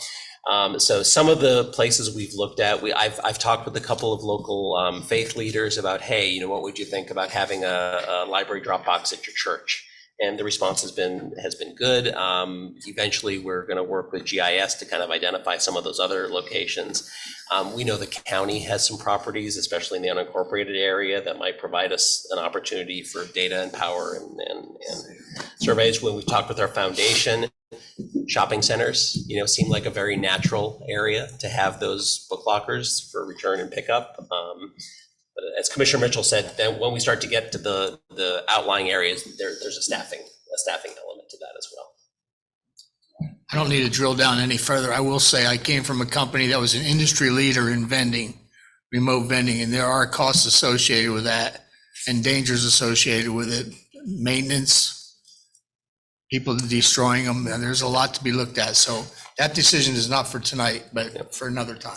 And I do want to say, when we've had conversations with our library foundation, one of the things that I have told them is that I am hopeful that when they talk about what level of funding they're able to do, is that a component of that is a capital reserve and replace, so that we can set money aside every year, so that if we have a vehicle, in 8 years, 8 to 10 years, we've got money to replace it. Same thing with those book lockers. As the project progresses, we'll dial in those numbers a little more, but that is something that I'm very cognizant of, and that's how I've been trained to budget for capital expenses. Ongoing maintenance. Yes. Does that answer your question? Okay, thank you. Yes, and I would just add that on the security issue, like the one that I first saw was inside one of the city of Hillsborough's Parks and Rec buildings. And so it was actually inside one of their city buildings. And so it doesn't have to necessarily be an outside thing where we would have more concerns about the security of it. But I definitely understand that and agree. Great, thank you. Any other questions? Yeah, I think you're probably looking at something more than just an overhang, because our weather does not come down straight. It goes sideways. It comes, so you think, oh yeah, it's gonna keep it from the top, but then you've got other variables in terms of the weather. All right. Thanks, Greg. Thank you.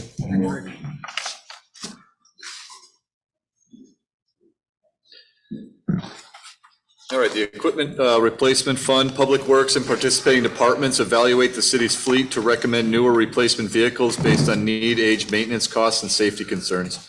Departments make annual transfers into this fund to accumulate savings for current and future purchases. The proposed budget is $10.3 million and includes $3.18 million in purchases and $7.1 million in ending reserves.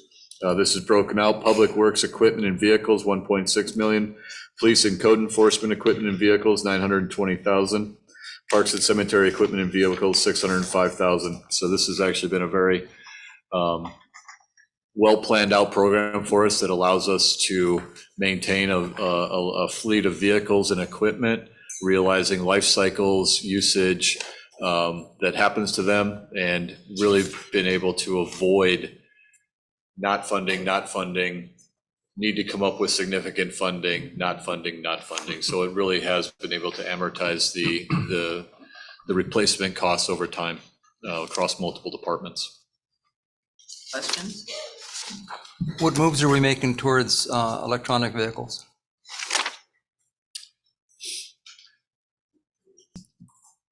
For a lot of reasons. Yeah, that's a great question. We really have not had those discussions, or we haven't created a policy that talks about moving a certain percentage of the fleet by a certain date, or to EV or other natural gas, whatever that may be. So at this point, it's really been department by department. If there's been the ability to buy a hybrid or something like that. Currently, we do not have any EV charging stations at any of our city facilities, so that would be one limitation, is that as we moved into buying or increasing the fleet percentage, would be the investment in the charging stations associated with those. I believe that I had asked, and I believe Commissioner O'Donnell had also asked, when we were looking at First Street, we're going to have a charging station there because we were doing construction. I also asked about whether we're going to have one at the Public Safety Building, and that wasn't part of any consideration. And I know that PGE has some programs. I've looked into a little bit the one that Milwaukee has. They have some charging stations that are right along McLaughlin Boulevard, but they're looking at more. And I think any other. We should definitely be doing it, is what I want to say. We should have done it when we were doing these facilities, but we need to do it. Yeah, there's a lot of initiatives that are out there for supporting those. Does the city currently have any sustainability initiatives? No, we do not. Is there a reason that there isn't one, or any? Prioritization, staffing, funds. We had a climate action plan to start looking into one in one of our goals, and it got bumped. Yes, I would say that's, thank you. Kicked. Yeah. Kick the can. Yeah, and I just, Gotcha. we are. Well, I think talking about it. That's in part because of so many of the state regulations that we're also dealing with. Yeah. just as a part of Yeah. that narrative. Right, I mean, there's significant, just dealing with state legislation that's coming down across multiple departments is significant. It's gonna happen, I'm just Well, yeah, hoping it's that we're definitely gonna gonna get in happen, but I front mean, of there's it. things, I would just assume, just as like a business in general, that you would look at how, like, just any kind of sustainability efforts that you can do internally, not necessarily regulated on the state level or any other kind of Small regulation. steps. Small steps, what little things can we do? We can put in some EV chargers at all of our public buildings, because not only do your employees may drive an electric vehicle, but the residents of Oregon City may drive vehicles as well, and they can come in and charge. You could even have it be, you know, there's certain ones that actually charge a fee, so like ChargePoint and other EV chargers, they charge, like, you actually get revenue from those EV chargers as well. So it could be a revenue producing, eventually pay for itself over time. So there's little steps that can be taken that if we moving towards, you know, kind of bigger, broader discussion, but, you know, I do think it should be something that's important, that you may not take big giant steps of ESG initiatives, but you should be looking at what little things, low-hanging fruit can you do that's relatively inexpensive, you know, in comparison to a $281 million budget. Well, I think that if the commission prioritizes that and provides funding and staffing, Yep. it's very, very difficult with the workloads we I know, I have to got take some those on. commissioners here. Well, I think being aware of financial incentives and government offerings, and they're out there. They are, and Energy Again, Trust that of Oregon takes does a staff lot time of to stuff apply- as well. To apply for those grants, but, you know, we're working on, I think they're working on it. They're doing the best they can. Well, sometimes I feel the best money you can spend is on a grant writer. Return on the salary. Any questions on equipment replacement? Other funds. So staff in the Utility Customer Service Fund provide utility billing, collection, and general customer service. The Fleet Services Fund maintains the city's fleet, excluding police vehicles. Both departments are funded by charges to the user department.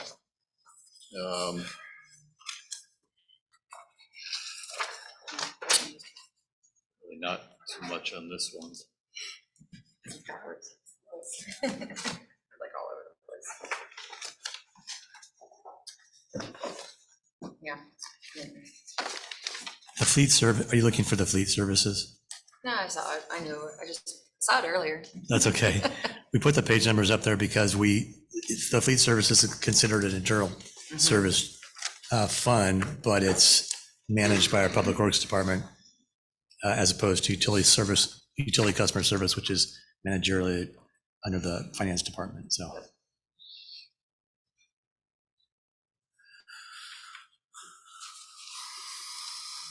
Any questions on this one? Debt service, page 127.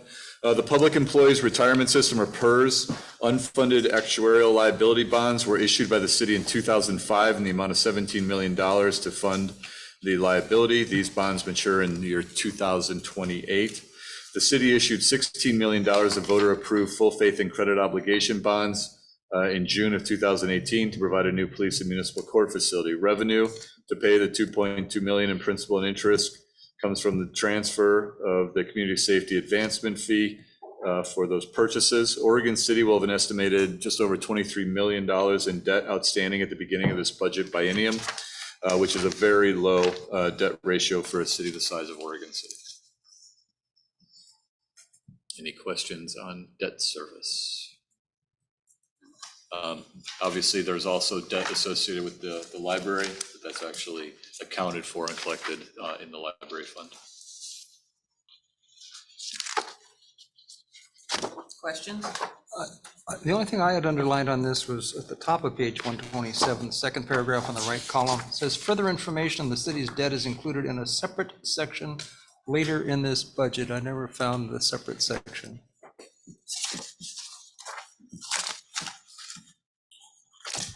Page 154. Yeah, 154, 155. It's in the, Thank you.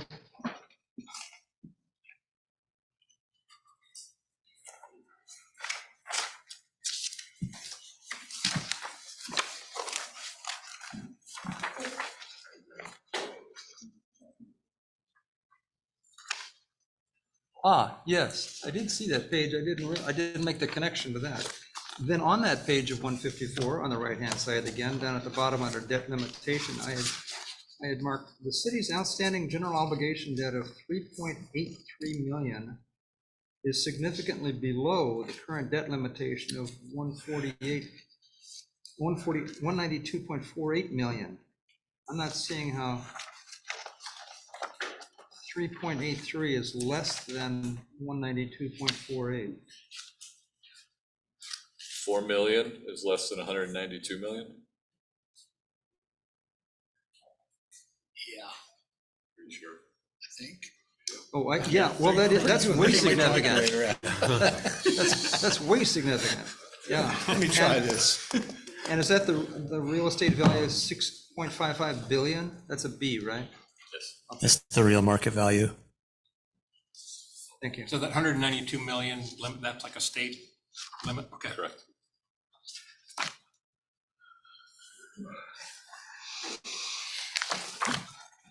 Thank you.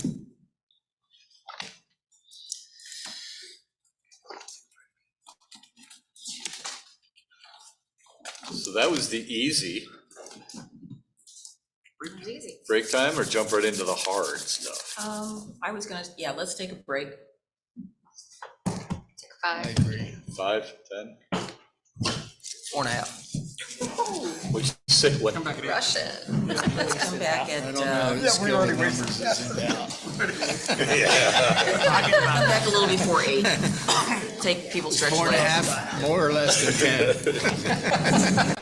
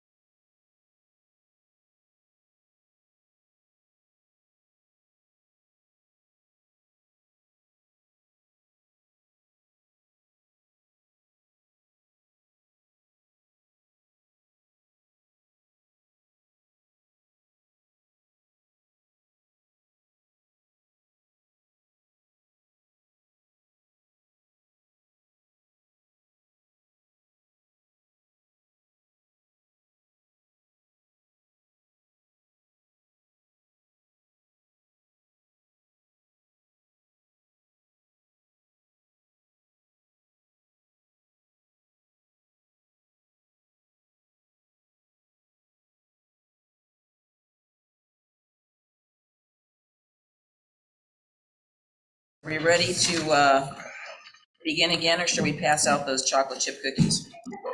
I think I ate enough. Whatever you like. We have a hostess in the budget. Hostess? Yeah, hand out. Like A waitress to things you come eat? around and give us no, not the ho-ho. Maybe a waiter. You weren't supposed to touch it. Your face said everything. All right, let's call the meeting back to order. Ready to go, Jacob? Okay.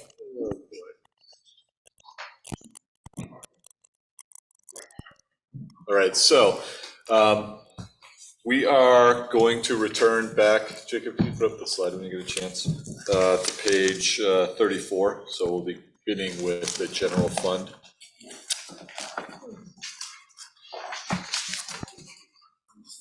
Oops, back up one. All right, so the general fund is the principal operating fund for the city used to account for non-dedicated core services, majority of which we just finished. We will be going through each section: policy and administration, general government, police, and parks and recreation. The target amount is 27% of the annual operating budget, or $8.2 million. The general fund operating contingency is $1.6 million. An unappropriated fund balance of $5.2 million total, approximately $6.8 million, or 22% at the end of the biennium, with an additional $2.5 million reserved for future program expenditures. The general fund ending balance includes $2.5 million in monies that are restricted for specific purposes. These reserves include funding restricted for the tourism program, the Metro Enhancement Grant Program, and dedicated park donations. So really what we're trying to show here is we talked a little bit about at the beginning the other night, the 5.2 million representing our 17%, or roughly 2 months operating. So we put that into an unappropriated fund balance, leaving the contingency, which is the $1.6 million, which is approximately 5.4%. Our goal is 10%.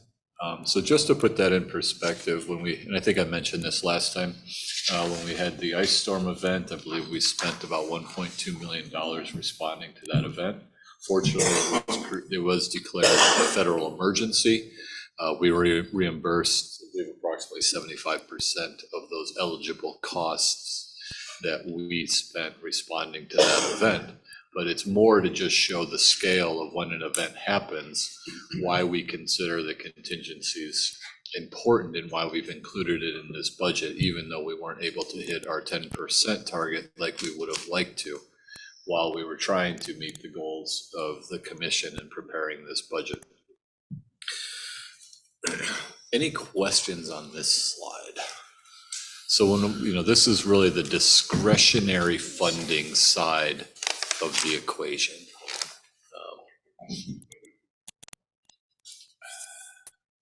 Okay. So in addition to the core service, we've incorporated the commission goals and priorities that are reflected in the following investments in staff and projects. As you can see, we focused on prioritizing business promotion, parks and facilities deferred, capital projects, and city commission goals with the majority of the available funding.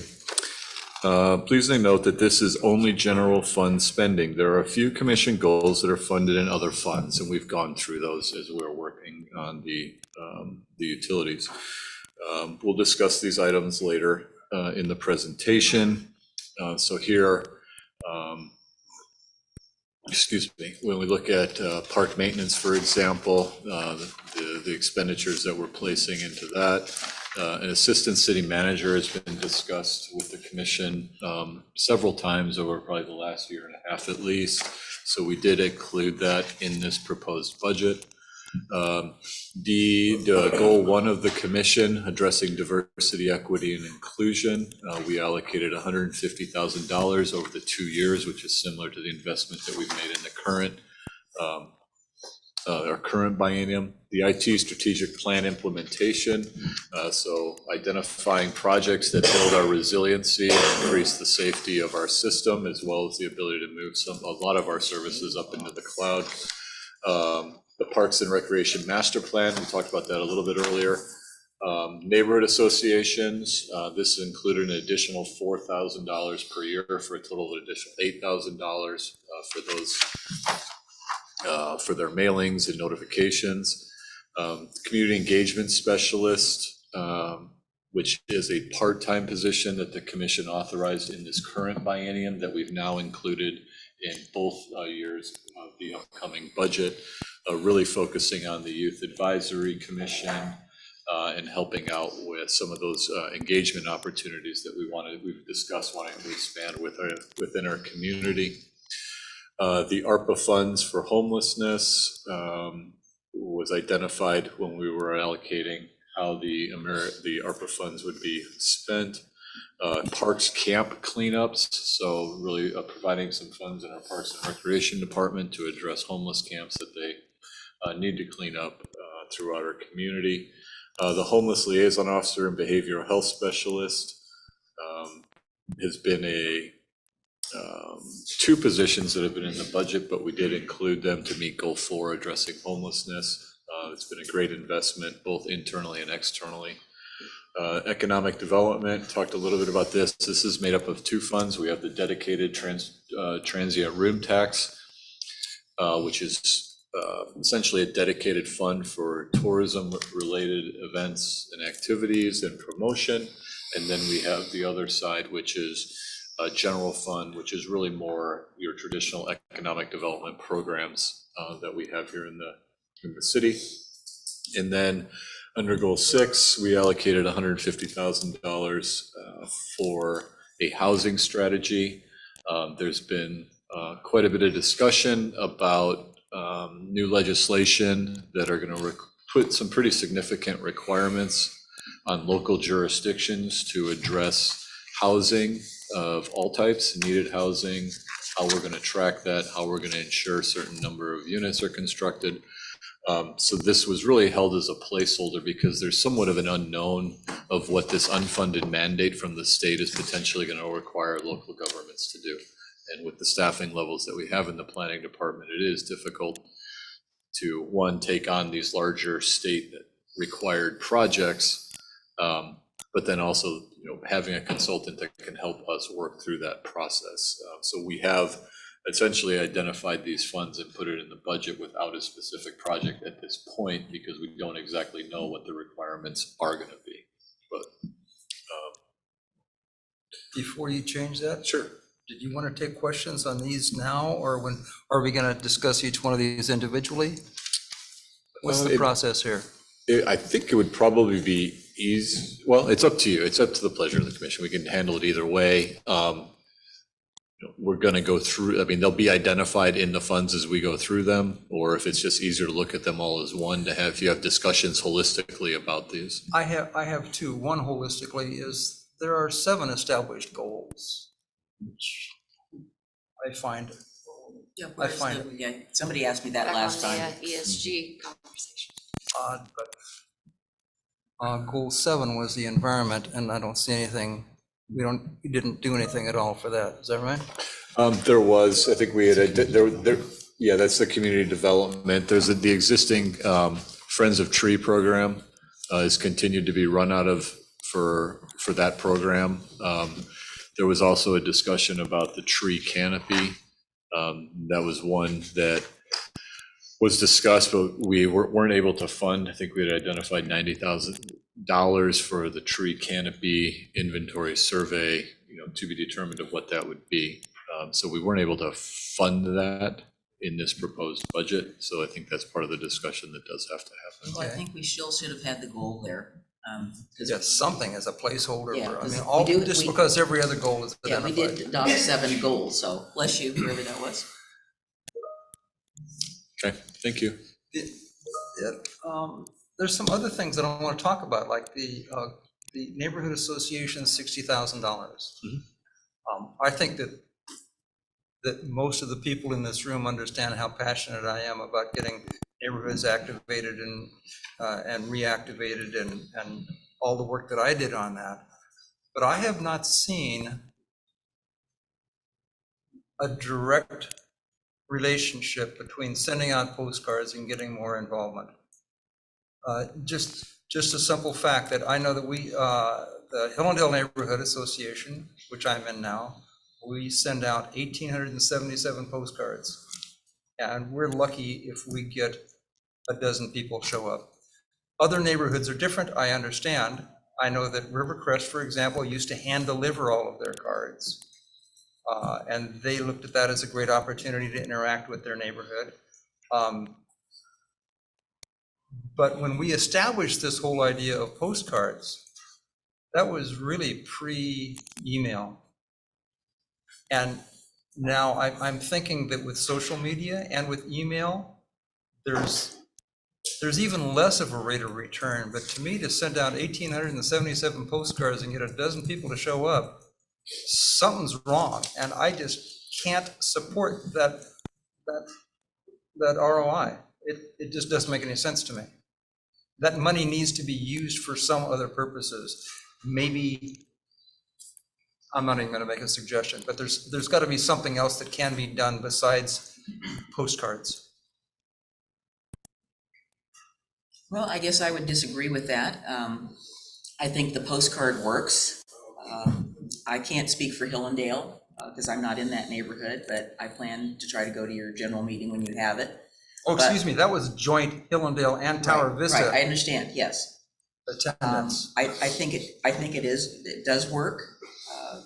I know that for some of the neighborhoods, as much as you would hate to admit this, not everybody is looking at their emails or their Facebook pages or whatever, but I have found that people are somewhat paying attention to when something comes in the mail.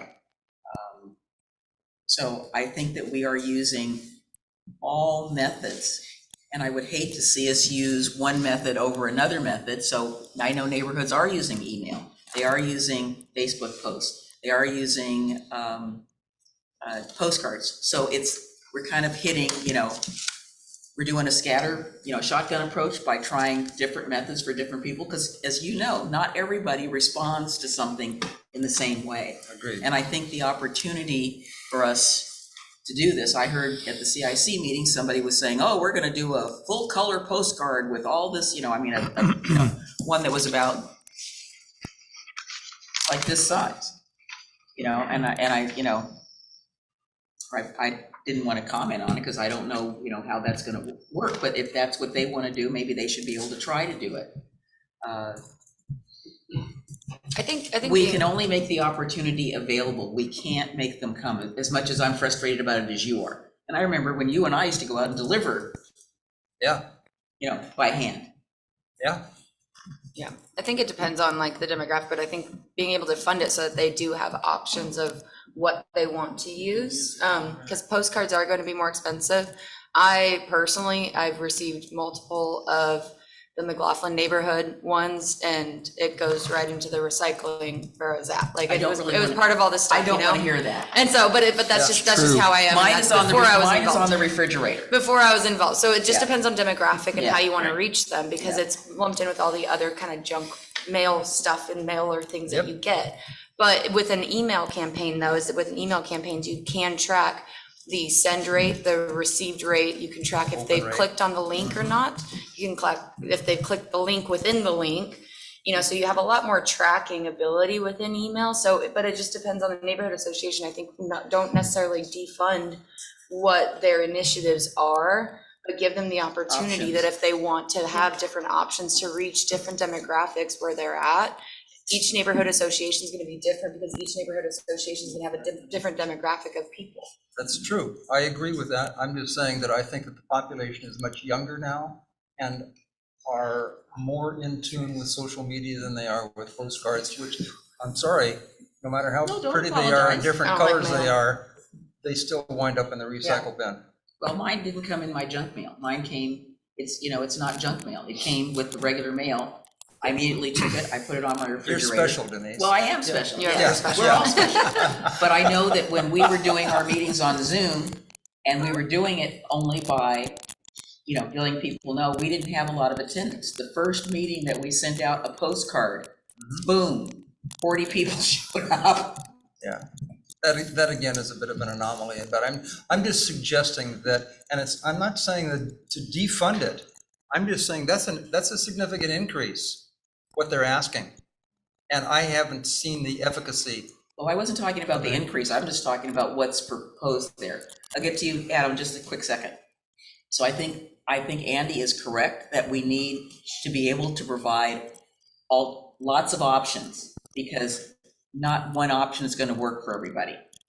And regardless of whether our population is getting younger, older, whatever, they're going to look at what they want to look at. Sure. Yep. Adam. Thank you. I agree with a few things that have been said. First of all, I myself have concerns about the reliance on postcards. Unfortunately, being the CIC liaison for the city commission, have been in on a lot of conversations they've been having about different ways that they want to be spending those budgets. And so they have been spending them on different things. And so I don't think that we're in the position necessarily to dictate what those will be, but by being there and advocating for more creative uses. I'm a big advocate of email lists. The problem is how you harvest those emails as a city to get everyone in the neighborhood. Whereas for a postcard, you do have all of the addresses and you send all of them out. So I'm not against either of those, and they both have their pros and cons, but in the end, this is something that I've been going back and forth a lot on, because I really do have concerns about the over-reliance on postcards. But when it does come to the simple fact of getting everyone in the neighborhood, you can't get everyone's email address. The city can't do that. So we're not in a position to do that. And this increase also doesn't just include postcards, it also includes opportunities for them to host more neighborhood events that foster a greater sense of community here in Oregon City. So I'm supportive of that. And I know that there is a wish for that number to be higher. And I also agree with that, but we're being holistic budget people here. And so I appreciate the number that's been presented to us. Thank you. Thank you. I know that the number that was given to us didn't have any specificity with it. It designated what it's being used for. Exactly. Yeah, so they can use it for whatever they want. Well, I think for that amount of money, there needs to be more specificity about what the options are. I'm not inclined for any line item to say, oh, here's just a bunch of money and we'll think of something later about what we want to use it for. And I'm also one of the bigger proponents of neighborhood associations. I wish that there was a way that we could talk to people to explain to them why these things are important. They certainly want them to be there when there's a problem. It's the people that we need to be talking to about when there isn't a problem. What are you doing to help support your neighborhood? What are you doing? Well, that doesn't, we don't get that. We get, hey, this thing is happening. Why aren't you, neighborhood association, doing something about it? And the question comes back to them, well, what are you doing about it? So it's a two-way street. We're always going to be faced with this issue. I don't think it's anything that's new. I think it's been going on since forever. I was involved in neighborhood associations in Eugene when I was in graduate school, and it was the same thing. Sure. So The world is run by those who show up. I just guess I wanted to know whether, we know that I just saw in the paper 2 weeks ago when we were here before that there is going to be an increase in postage, and I'm assuming there'll be a corresponding increase in bulk mailing rates. I think we're going to 66 cents. But regardless of that, it's, compared to what other countries charge for postage, we're getting an incredible deal. So I just want to make sure that that increase, if it's being needed for postage or whether people want, A-frame signs or whatever they want, that we've accounted for the increase in the postal rate that's going to come, that we know is coming. It didn't look to me like that was in there, so.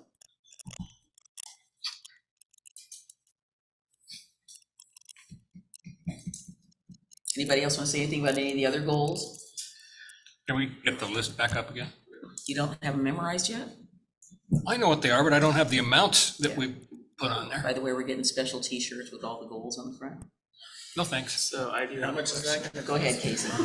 So on Budget touchdown. the homeless liaison and behavioral health specialist, is that money in the police budget or is this? Yeah.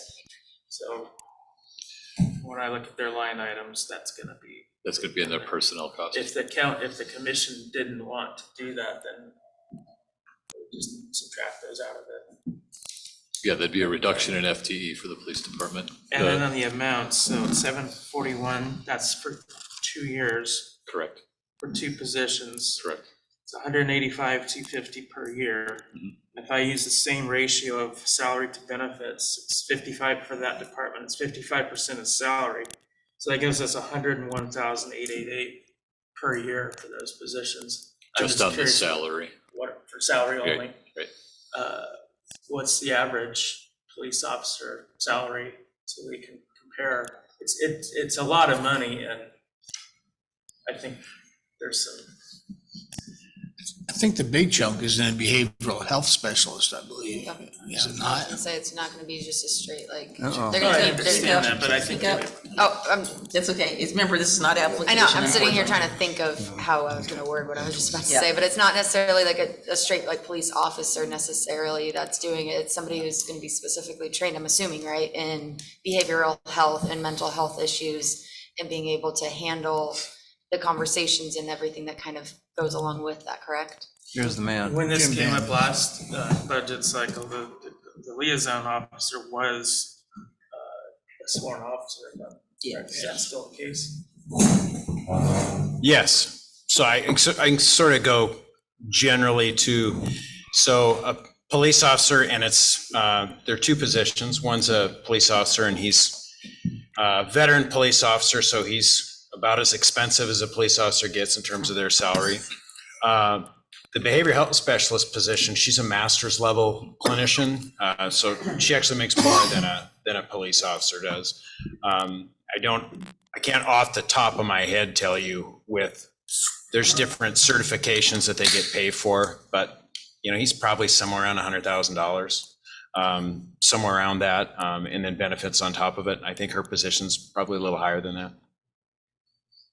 Very specialized positions. Very specialized positions, and in response to, Commissioner O'Donnell was talking earlier about community surveys, and over the years, this has been one of the number one things that the community has said that they wanted the city to deal with, and we've been very, very creative. The city's been very creative in doing that, and Val's position, that's the behavioral health specialist. We were the first to do that. There's now 5 other cities in this county doing the exact same thing. So it's been a great program. Front page of the Lake Oswego Review has their new homeless liaison officer. He's the first one.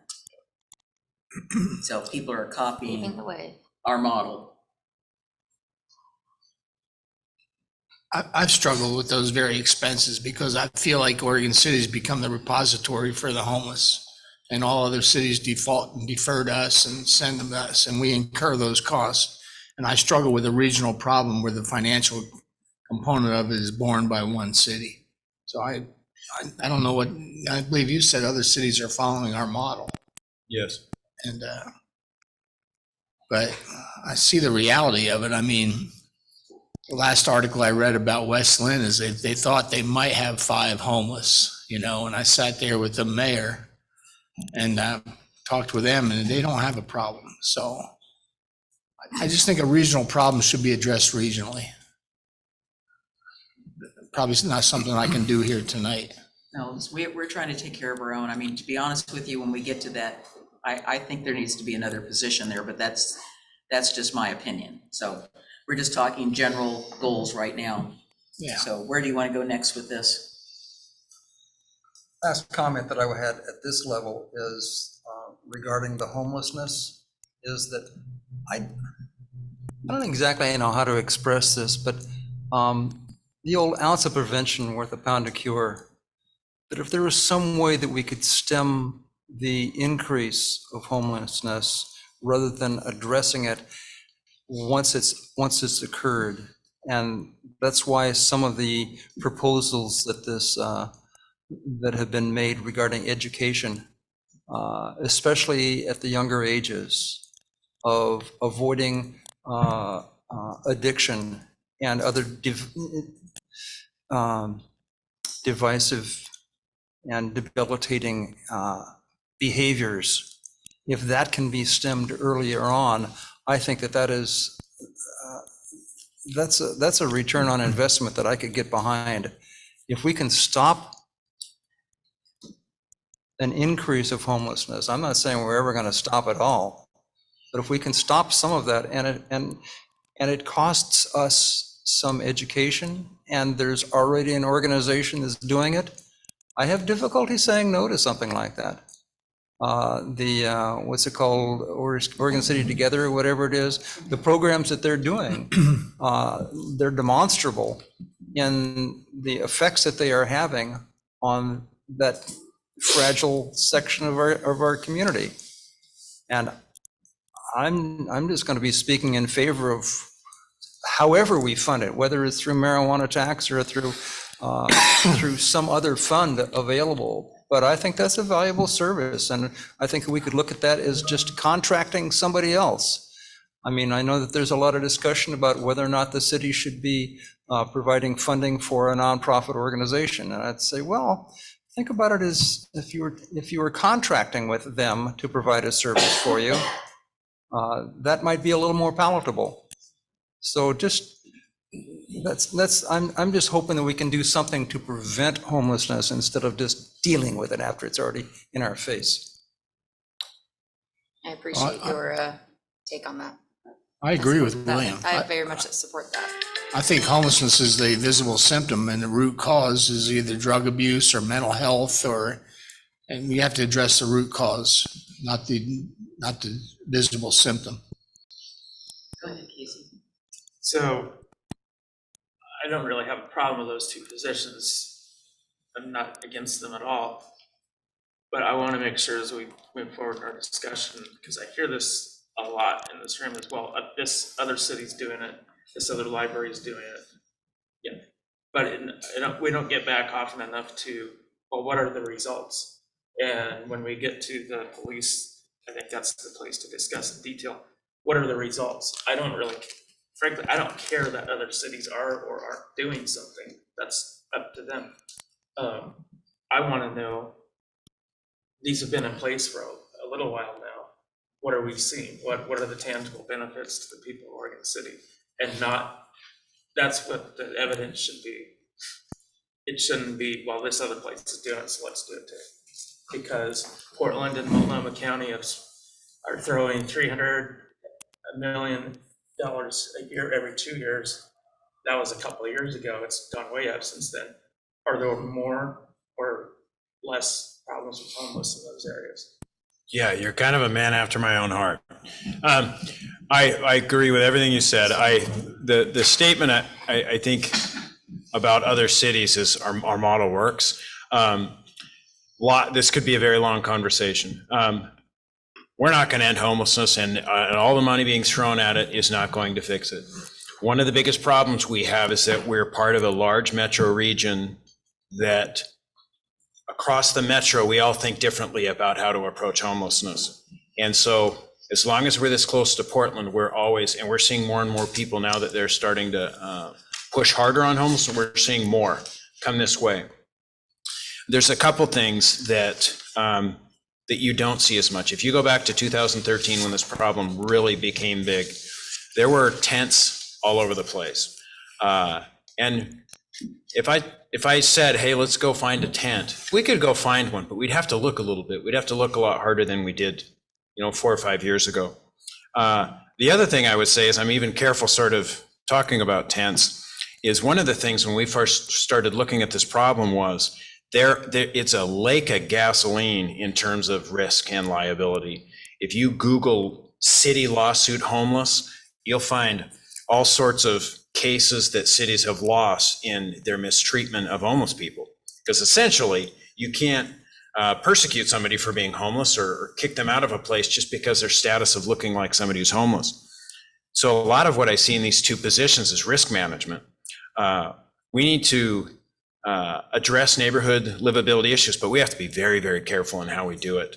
Part of that is talking to the community when people are irritated that, hey, why is that guy not I called you, why aren't you getting rid of that guy?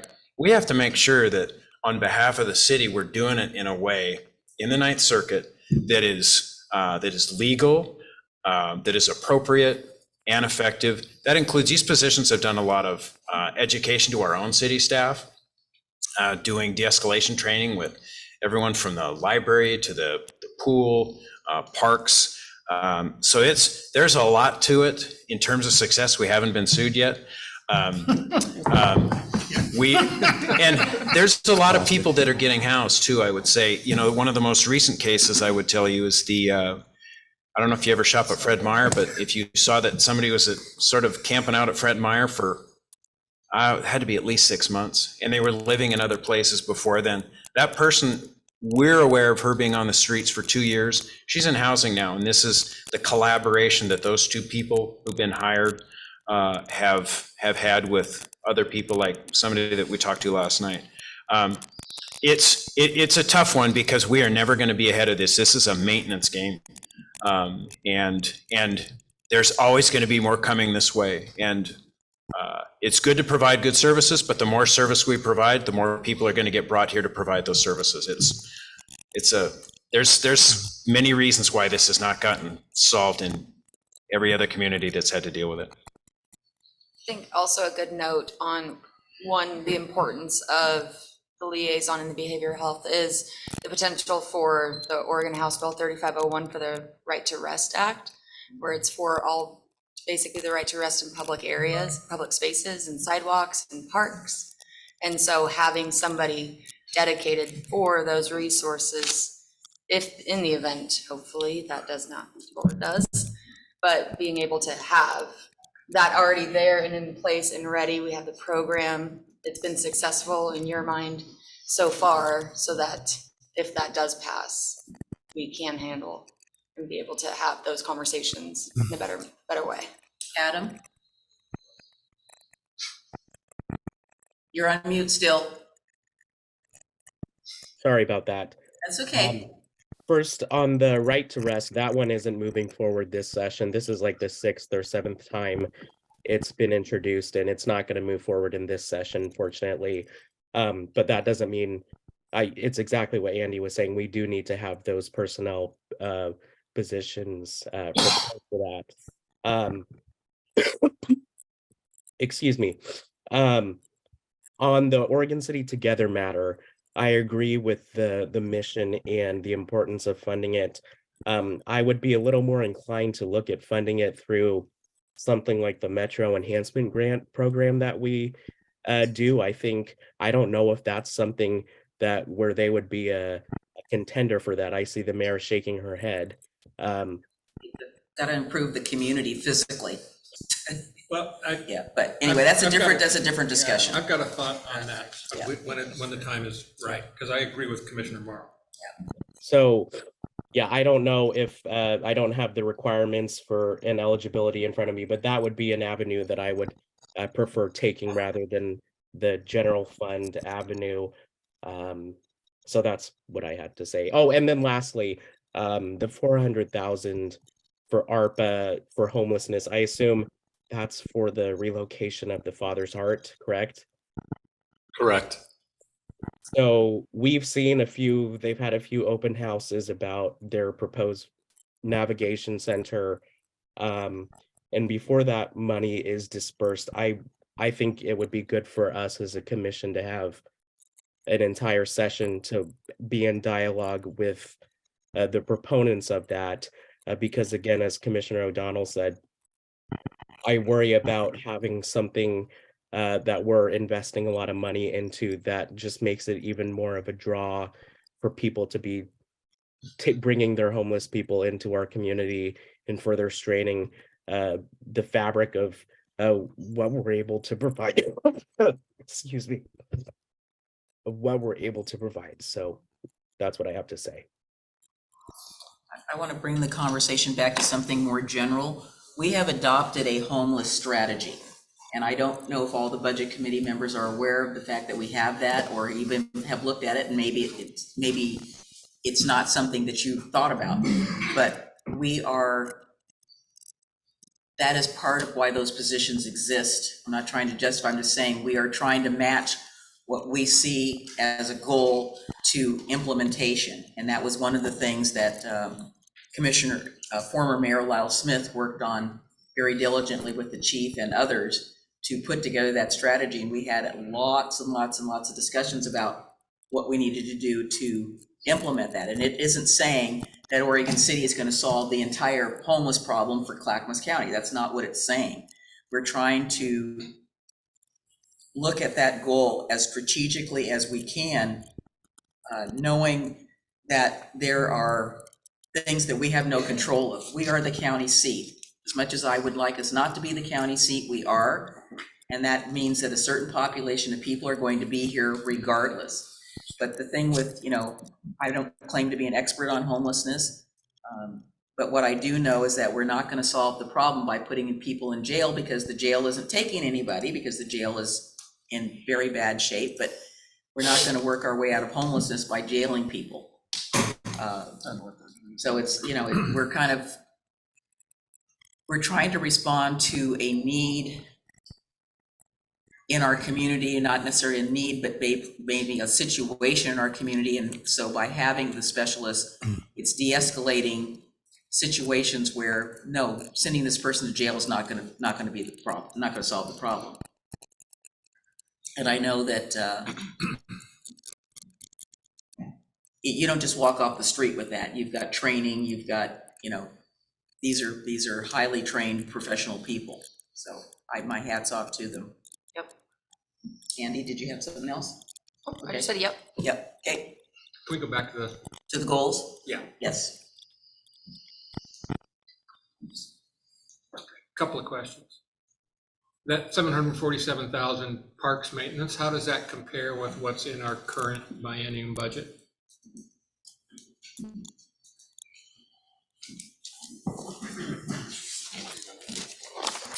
Or maybe that's a question that we need an answer for when we get to Parks Fund. Is that fair enough? Yes, that's fine. The specific line item. If we can loop back to that. Okay. So I'm sure they'll The other question, that the $280,000 tourism strategy implementation, is that for establishment of the destination marketing organization? Is that another one? We have a breakout of the funds, because we figured there was going to be a discussion about the specifics, the rolled up numbers in there. So we have those broken out. If we can wait till we get to ECDev, or we can jump there now. Okay. Yeah. All right. I'd agree with that. I think there's a number of these expenditures that are going to have to be reviewed in depth by commission. Absolutely. I agree with what This is high level. I agree with what Commissioner Marl said on the 400,000 and how it's going to be expended. I agree with this gentleman sitting next to you. Casey? Principle of businesses, if you can't measure it, you can't evaluate it, you can't control it, you don't know if it's effective. And I want to know if it's effective. I'm not a believer in just throwing money at things. Remember when we talked about just putting it in as a placeholder? We said, And that's what it is. we want details. We want very specific specificity about what this may or may not be, and we may not do it. And that's the answer that I think everyone wants to hear. It may be allocated, it might be earmarked, but it may or may not be expended. Exactly. As a matter of fact, they are at my neighborhood meeting right now talking about this for the third time, because the neighborhood has asked many questions. So back to you. And the request from OC Together, that's something that will come back at a later. That's up to this commission, Later date. this budget committee, on how you'd like to handle these requests. We need to see the whole package. I'm not at a point to where I'm saying, oh, let's give this to this or this. We don't have the bigger picture. What I'm asking is, are we going to get that? Are we going to have that discussion? Why wouldn't we? Well, again, Well, the that's question- that which is allocated. We may ask OC Together to come before us. How do you intend to spend this specific amount of money? What will it accomplish? That sound fair? Yeah, the question is that a budget process or is that a commission process? The the last time OC Together came to the commission with an ask, we said, come back to us with a plan. That never happened. So the last, Please, no comments from the audience. not in detail and not in what we were really asking for. And so I think that dialogue needs to happen. I mean, what has been presented to us is pretty generic, pretty general. And so that was what the commission was waiting for. Well, So I'm not sure that's a budget I think conversation. I think it's a bigger question. I mean, everything up there can be evaluated in detail. Tourism strategy, you know, what have we accomplished? What do we intend to do going forward? But that's not for tonight. That's just an earmark for set aside monies. Will we then go forward and expend them? Is that correct? Or not? I think it depends. It depends. Is that fair to say? No, it doesn't. It's fair. Because once funds have been, like, you know, some of these will come back because the contract amounts will require, you know, contracts to be approved, let's say for a capital project or whatnot. I think that there are some funds in here that are allocated to be programmed and utilized. So I think, you know, identifying, like, I couldn't imagine that every single allocation in here is going to be brought back to the commission for approval to spend in this budget. So I think it's trying to identify where the concern areas are. Well, let's right? take And an example. backed up. Or tourism development. You know, is the commission satisfied with those efforts? We may allocate the money. We would like to see specifics on how it's going to be expended. And I think that would be helpful because we went through a lot of funds. Yeah. Where we've identified projects, right? And that's what we're going to go do, right? And some of them will come back because they have to because of signing authority. Some won't because they don't need signing authority. So I guess I would like clarification if we're going through this, if it's like, we're going to allocate these funds, but we refuse to have them spent until we approve it at a later date at the city commission. You want that tonight as we go Well, through I these? think it's part of this discussion, I think. Part of the right? discussion. Can I click or? Yep, go ahead. Yeah, I You mean, have one more? if that's what you want, I think we owe it to you as a manager to provide it, and I think we will. So, Like, let's say the budget was approved and it had an assistant city manager in there, I'm gonna go get an assistant city manager. Right, is that, I'm not trying to split hairs with you, because I think I know where you're coming from and where your concerns are. I just don't want the assumption to be that every single dollar that we're approving in this budget is gonna come back to the commission to be approved, to be allocated. No, That's not how it works. I don't want to do that. But I do understand concerns on programs, right? So I'm hoping as we go through this, we can kind of say, you know, here's my expectation related to this, or don't fund it, right? I mean, that's the easiest way. There, I expect, after we have I don't think there's gonna be that many of them. done the large overview, there's still going to be, you know, well, where's the money coming from? It's not gonna come from this, it's not gonna come from that. Where would it come from?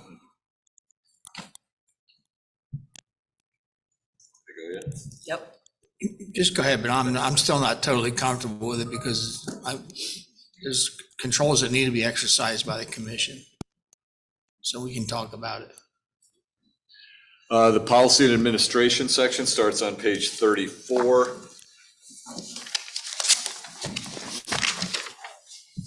So the policy and administration includes the city departments which run the city's administration, provide services to all city departments, and help guide and set policy. These are the commission, city manager, recorder, finance, IT, AcDev, for example. Increases in expenses were held to staffing costs in the following programs to meet the commission goals.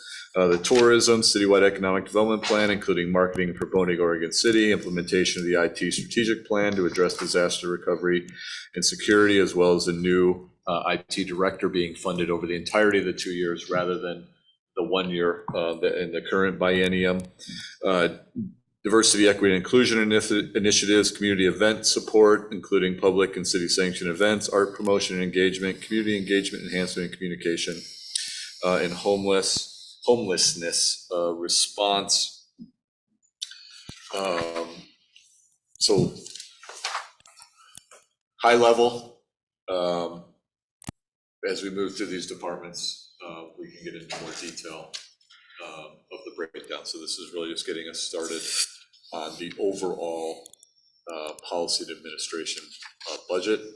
So for example, if we turn to page 35, we start with the city commission expenditures.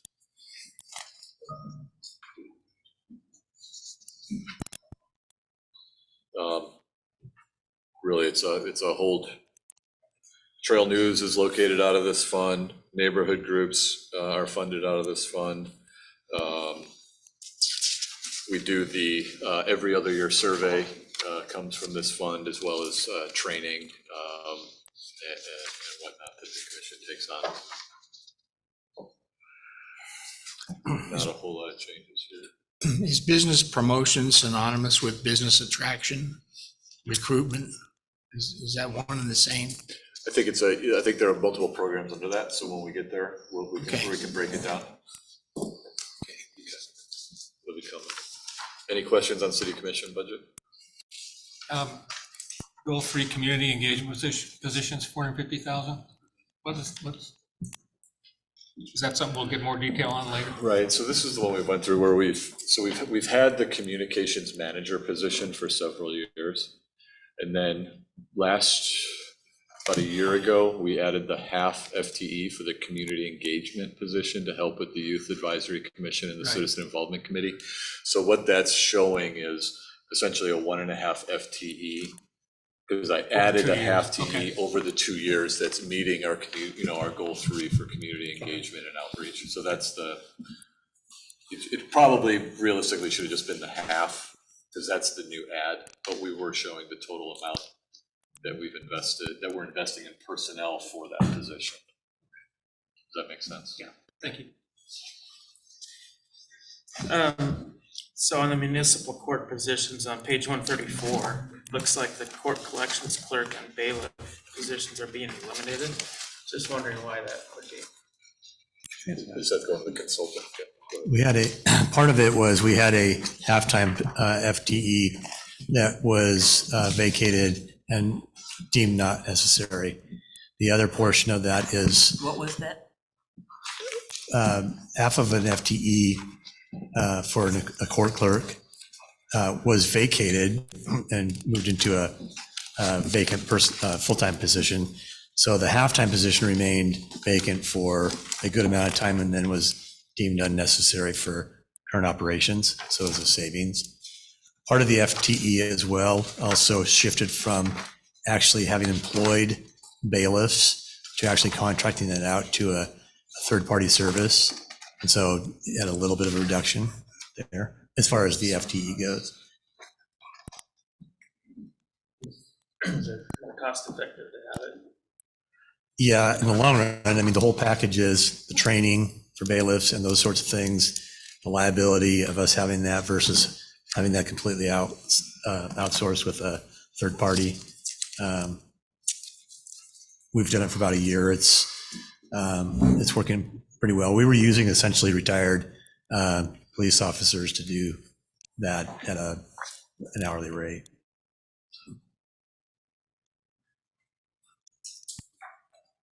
I think Rocky had a question. Go ahead, Rocky. We use a lot of different names for a lot of different things, and I'm assuming community functions is community events, right? That's the $100,000 for events. So why are we calling it something else again? That's our event, city sanctioned event. Okay, let's make sure it says that. Is that what it is? Where? Yes. Then just, The $100,000. let's just change the name so it says the same thing. Protect the innocent. Any other questions on city commission? Is this the part where we're talking about assistant city manager? It could be we can roll right in if we're ready. City manager is the next thing. Okay. Okay, I wanted to ask about, so one of the conversations we need to have, not at this session, but I think it would behoove us to try to anticipate what types of training we want to go to so that it's allocated fairly amongst the commissioners. I mean, some commissioners don't want to go to things, others do. So I just want to make sure that we can have that conversation in a, you know, in a work session, not anything stressful or, you know, saying you're doing this, you're doing that. But I want to make sure that we have the opportunity to participate within reason. You know, I know that I found out that Rachel L. Smith was involved in some things that I didn't know I needed to be involved in. So I graciously jumped in to fill her former obligations that we had said we were going to do this. I'm thinking of Oregon Mayors Association. We also belong to the Metropolitan Mayors Consortium, which I have been attending. Some of us are going to league events. Some of us have taken league training, which has been invaluable. So there are other not organizations, but there are other training type things that we should probably say, gee, we heard about X, you know, who wants to go to this? So it's just something for the commission to have a friendly discussion, you know, over a meal to talk about what we wanted, you know, what we might want to do for the next couple of years, so that everybody has an opportunity if they want the opportunity. I'm not forcing anybody to go to anything. Any other questions on city commission? Yeah, let's just move to that. All right, city manager. You had a question about the assistant city manager? Are you gonna talk about it? You waiting for his spiel? Yeah. Maybe we don't need the spiel. That's good, yeah. I mean, really, the main thing is adding the assistant city manager. That's something that's really the biggest change to this budget. And when did we have one before? We had one prior. The last one I remember would have been, I think, Brian Cosgrove Yes. was the assistant city manager to Brian Nakamura in like 2003 or 4, maybe. It's going back. It's a long time ago. 2002. And the city's only gotten bigger and things have gotten more complicated, and one person cannot do all of that. Has this been discussed by the commission? We told them to add it in there. I said, we've had one before, and I was really disappointed when I wasn't on the commission then, but I was disappointed that we eliminated the position because it was needed. We have not discussed it in depth. Not in depth. I think Mr. Conkle has given it a lot of thought, particularly in the division of duties. Who would do what, who would be outward facing, who would manage internal functions. And I think that would be a good discussion to have among commission, not tonight, but it's like, what's your proposal on the division of duties and responsibilities?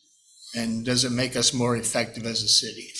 I think. So we don't have that yet, or? We don't have an assistant city manager right now. I have. I know that. So I've worked with HR to begin discussing, you know, there's lots of models out there for an assistant city manager, but as well as to get comps so that we had a realistic number to put in here so we understood the financial input. If this is funded, I agree that, you know, we would probably be bringing forward what I recommend as to how this position would be as part of the discussion, so that there's no surprises as to what we're trying to accomplish with this position. So, you know, there's lots of, you know, don't want to get the cart before the horse. If it's not going to be funded, why waste the time?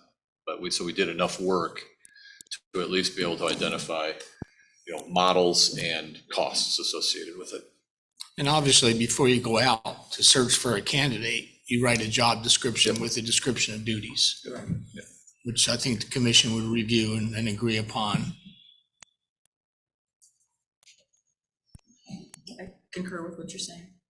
Well, I know I was actually opposed to it for a very long time, but I'm willing to give it a try. I want us to be more effective, and I want whoever occupies the city manager position to be more effective. And if it's an overwhelming amount of duties, that's not a criticism. I didn't see what he said, but it's not it's a review of the position in general. If a position is so overwhelming that you're going from one thing to another and can't give any one thing the attention it deserves, then maybe there needs to be a division of duties. Well, just think about the growth over time. I think about when I moved here, what our population was compared to, you know, I was dealing with a city that was under 15,000. Oh, and our staffing, the library was under Parks and Rec. There was no communications department. I mean, just staffing alone. We had Trail News that came out of a folded thing in the water bill, and when it was a water bill, not a utility bill. So the city has grown.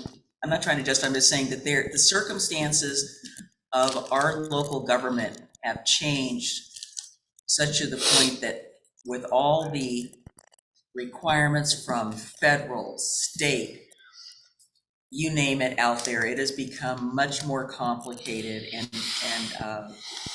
it is, I mean, I get overwhelmed when I just think about the planning part of it, and that's the part that I fully understand. I don't understand why they're doing some things, but I understand what the intent is, and it makes my head hurt, because it's too much.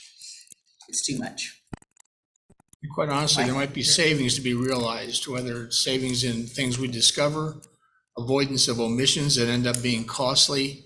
And again, not a criticism of the current position, but just a realization of the amount of information one deals with in a given day. I've often thought too, just the lost opportunities as well. Lost Things opportunity. we can't do because we don't have the capacity. Yeah, things you don't realize. Or things we might have been able to take advantage of, but we, Yeah, so I'm We'll a have this convert of discussion this. later. Two thoughts.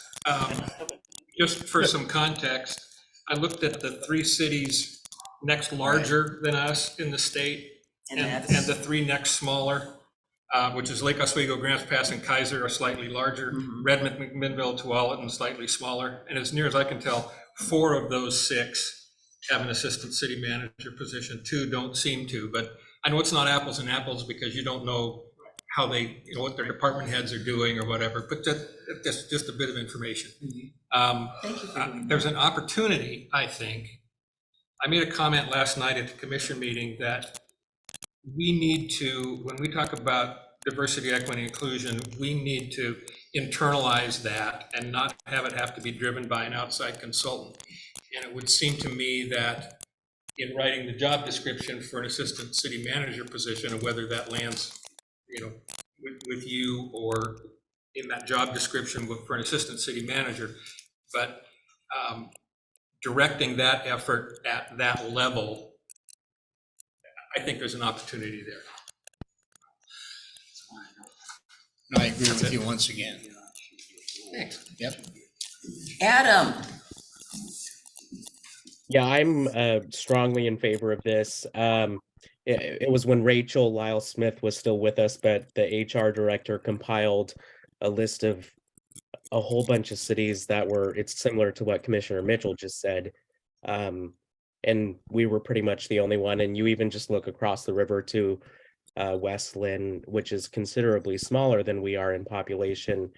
And they in fact have an assistant. So, and just as a matter, it's exactly what Tony was talking about.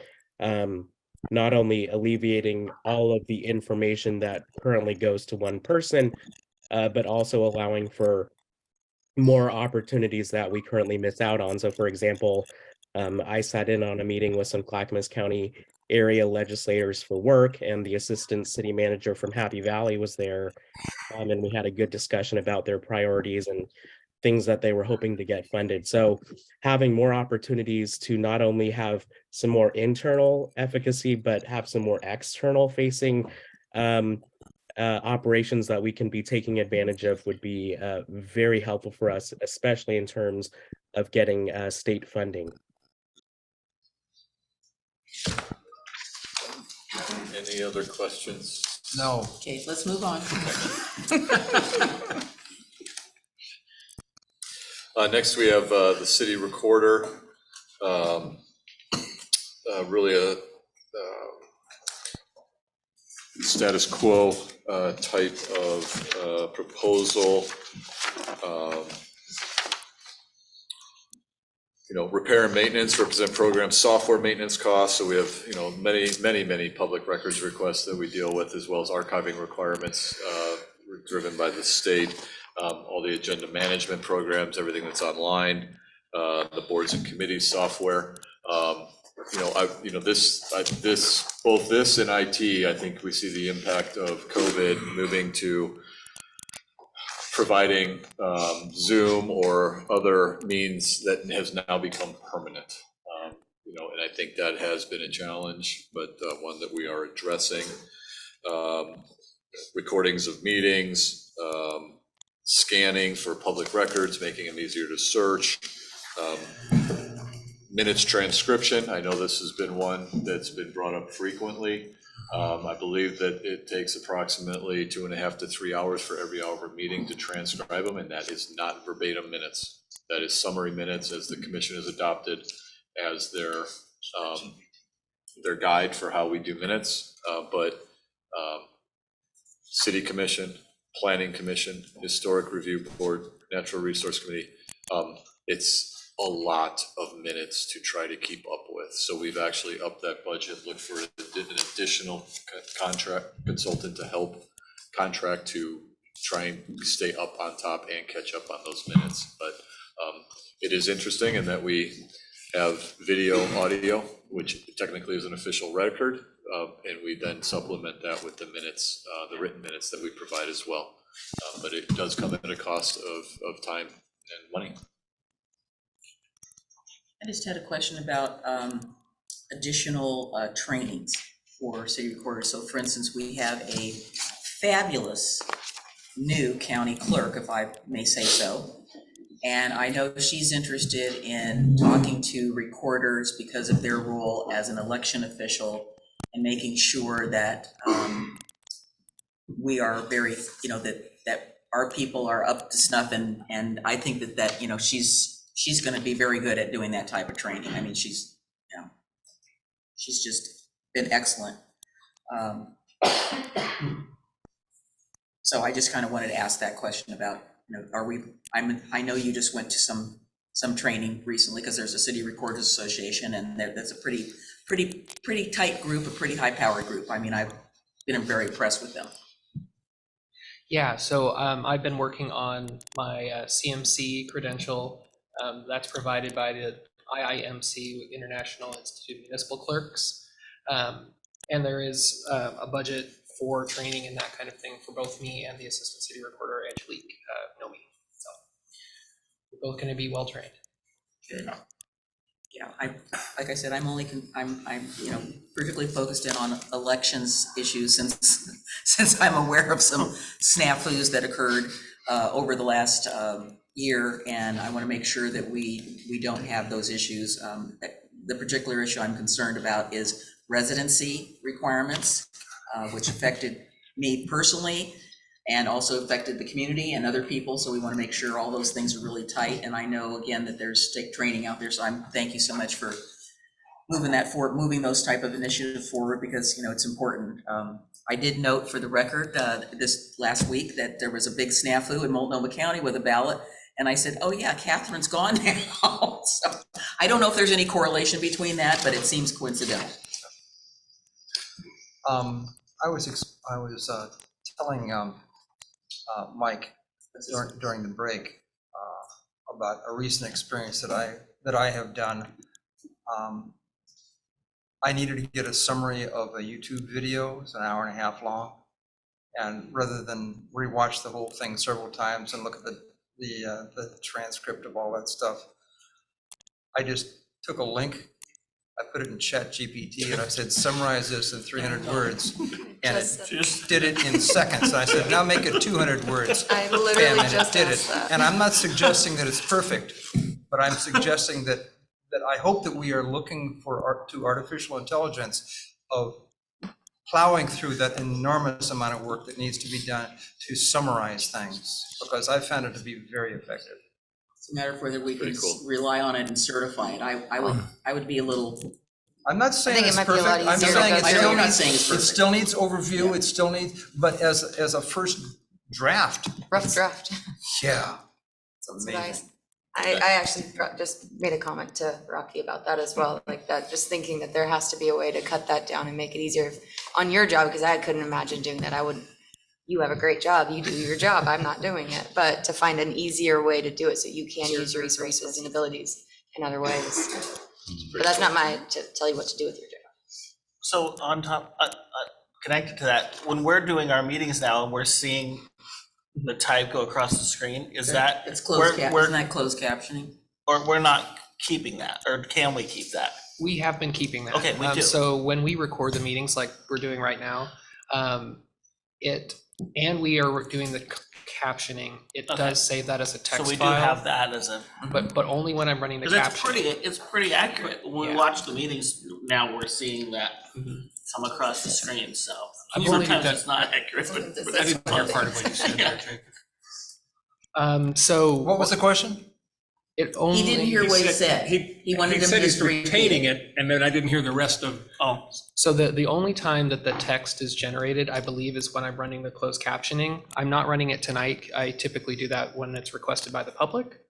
That could be something that we adopt. The other option is YouTube's closed captioning. You can download that as a text file and use that instead. I don't know if YouTube's better than Zoom's transcription, but there's always a text file somewhere that can be found. Any other questions on the city recorder's budget? I'm going to make a comment on training. I'm a believer in training the trainer and train our people and then bring it internal and allow them to train others and cross-train others within the organization to strengthen them. It's just a side comment. No, it's true. One of the things I appreciated when I worked for the city was that we were cross-trained in community development.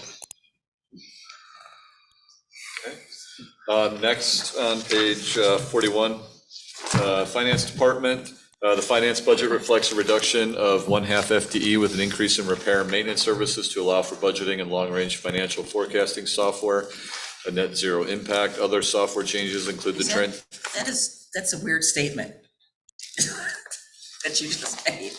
You said a reduction in, 1/2 FTE. right, and then you said something about maintenance, and then you just jumped right, and what? So we reduced the personnel and increased the repair and maintenance services. Other software changes include. That's what I'm asking about. That makes sense to me. Repair and maintenance. You took one down, you I know, took one I know. up, and it's Repair net zero. Repair and maintenance. Is the finance department tearing up the place that we need increased repair and maintenance? We are high maintenance, yes. Yeah. Okay. That's for sure.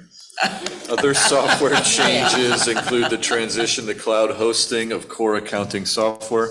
Additional professional services include compliance with the new accounting standards prescribed by the Government Accounting Standards Board. I noticed in the document we had an award in there. Have we gotten any newer ones since then? They stopped writing them once we started getting them all. No, but we actually, there's the triple crown of government finance. There's the award for the budget, the financial statements, and I believe the third one is the popular annual financial report, which is more geared towards the kind of translated I down. noted you said that for the biennium budget 21 to 23, you said in order to receive the award we must do X, Y, and Z. So I was just assuming we had gotten more. Because the last one looks like, well, it's 21, so. Yeah, there's an extensive process to review all these at the national level, so it takes some time to get the award. Yeah. Okay. Madam Chair. Go ahead. For the record, Mr. Zook's ducks are not in a row. I noticed that. Let the record reflect that. So, because we're all aware of that, that's that high maintenance part. I think that's where the high maintenance. Oh, I get it. And there must be a budget in here for plants, so we're good. You have good air to breathe. I think that's important when you're dealing with numbers. You need to have that circulation of air. Move on. Muni Court, page 43, Municipal Court. The municipal court's budget is consistent with the prior biennium. Contractual increases have been proposed for court-appointed attorneys and the prosecuting attorney, which are the prosecuting attorney is a professional service agreement with the city manager, the judges through the city commission. These have been offset by other departmental reductions. Significant changes include bailiff services now being performed by a security company rather than part-time personnel. So you really see a breakdown: court attorneys, prosecution, technical services. A lot of changes. This picture is quite interesting, though. It looks like the walls in there are blue. And I thought the walls in there were gray.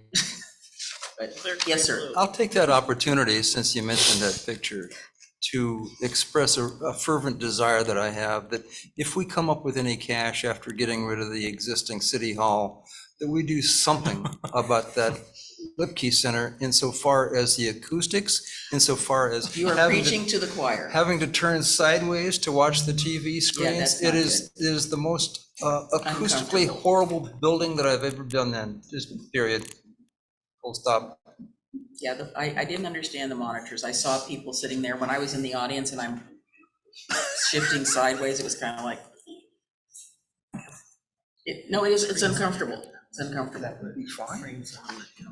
It has been heard loud and clear. There's been a number of things that have been done. It's still not working. After every meeting, I get 2 or 3 contacts from people. I'm finished. I couldn't hear, I just said it. whatever. I know, I'm Full just stop. telling you. Yeah. It's every meeting. Got it. It has never It'll stopped. continue. Yes. All right. Human resources, beginning on page 45. The proposed budget includes funding diversity, equity, and inclusion initiatives consistent with the city commission's goals.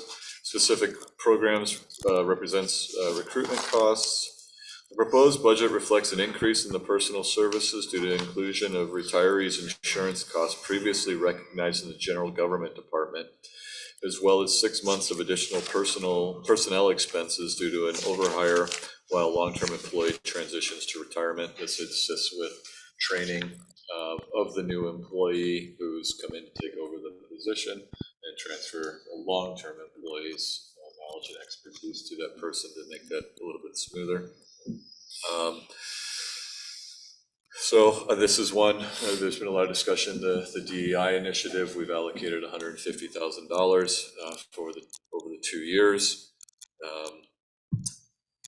But we've also included citywide training opportunities, realizing that was one of the recommendations coming out of the DEI assessment was what can the city do to increase those training and educational opportunities for all of our employees and specific employment groups. I'd be happy to ask Patrick to come up if there are specific questions.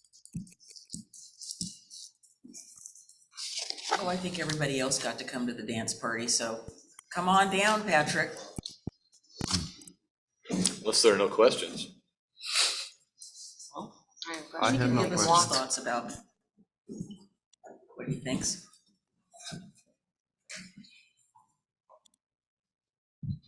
Are there questions that I missed on my walk up, or just overall thoughts? Well, just overall, so I think in keeping with a line of comment up from my colleague, skipping over Mr. Mitchell, is you didn't ask the question, he did. So training. Whose name shall not be mentioned. Whose name shall not be mentioned. We don't talk about. He shall not be mentioned. I think I just stand to be recognized. I think it's appropriate. It's appropriate. So, in addition to the initiatives and then the employee training on this, so how do you see yourself fitting into all of that? Because obviously you're going to be part of the chief cook and bottle washer, and you're not a DEI specialist yet, but From the DEI perspective, we definitely are in a position where we would need to lean in on expertise. Specifically in training,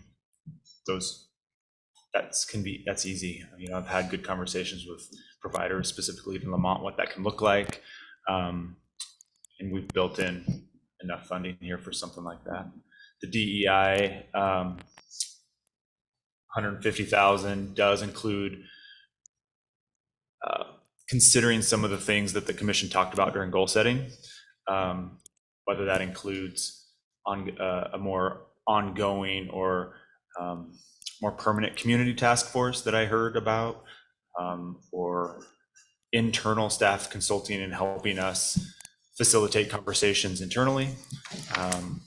Also, I heard during our goal setting process an interest in ongoing community assessment and outreach.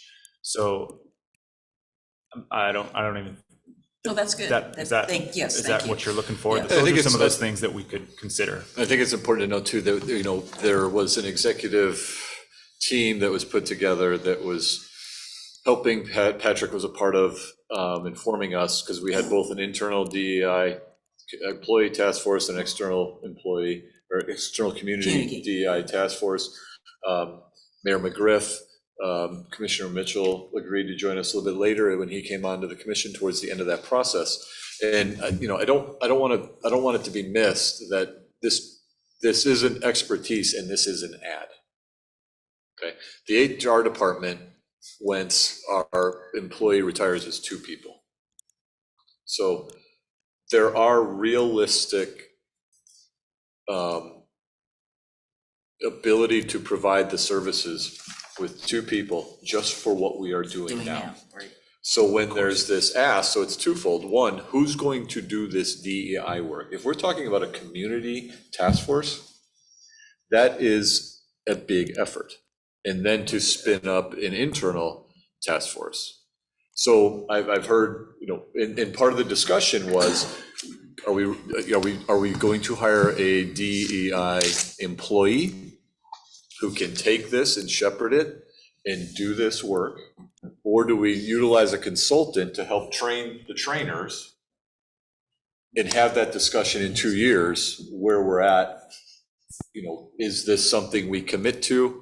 But we're to the point with no tax increases, limited staffing improvements, and the number of responsibilities projects, it's getting extremely difficult to continue to add significant community and internal projects without addressing the staffing or removing other things. And I'm very concerned in the HR department with 2 FTE.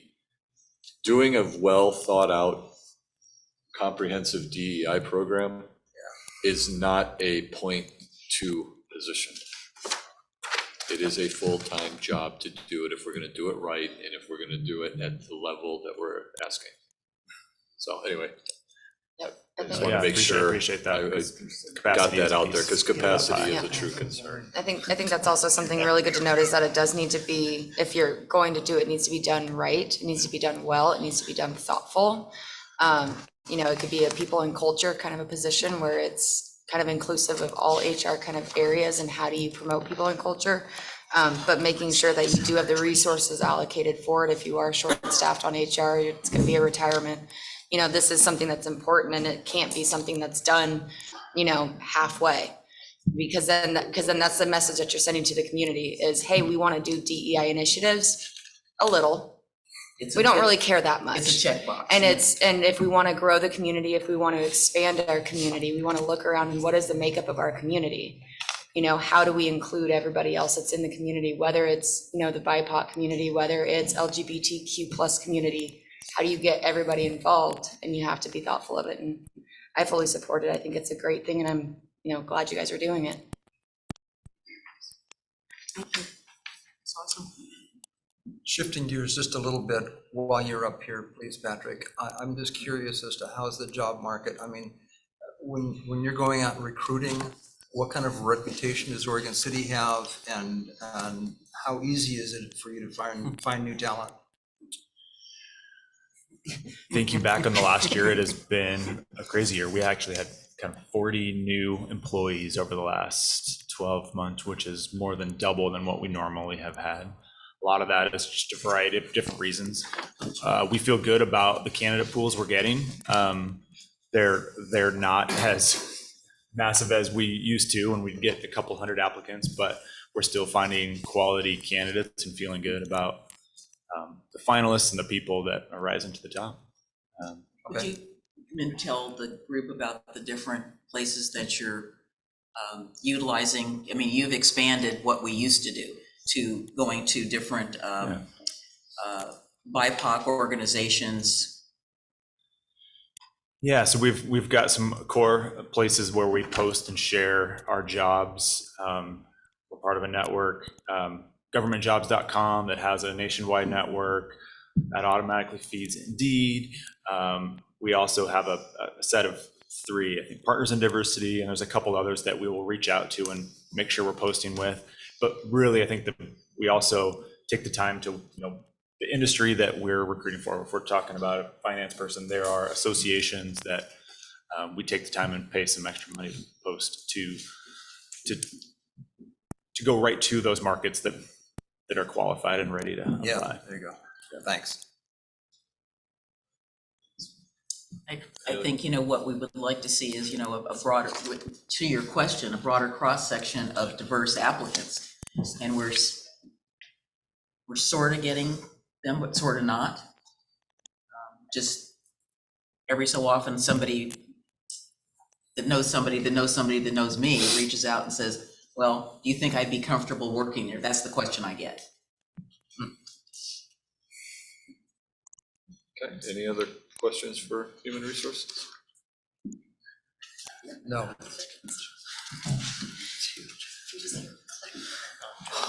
All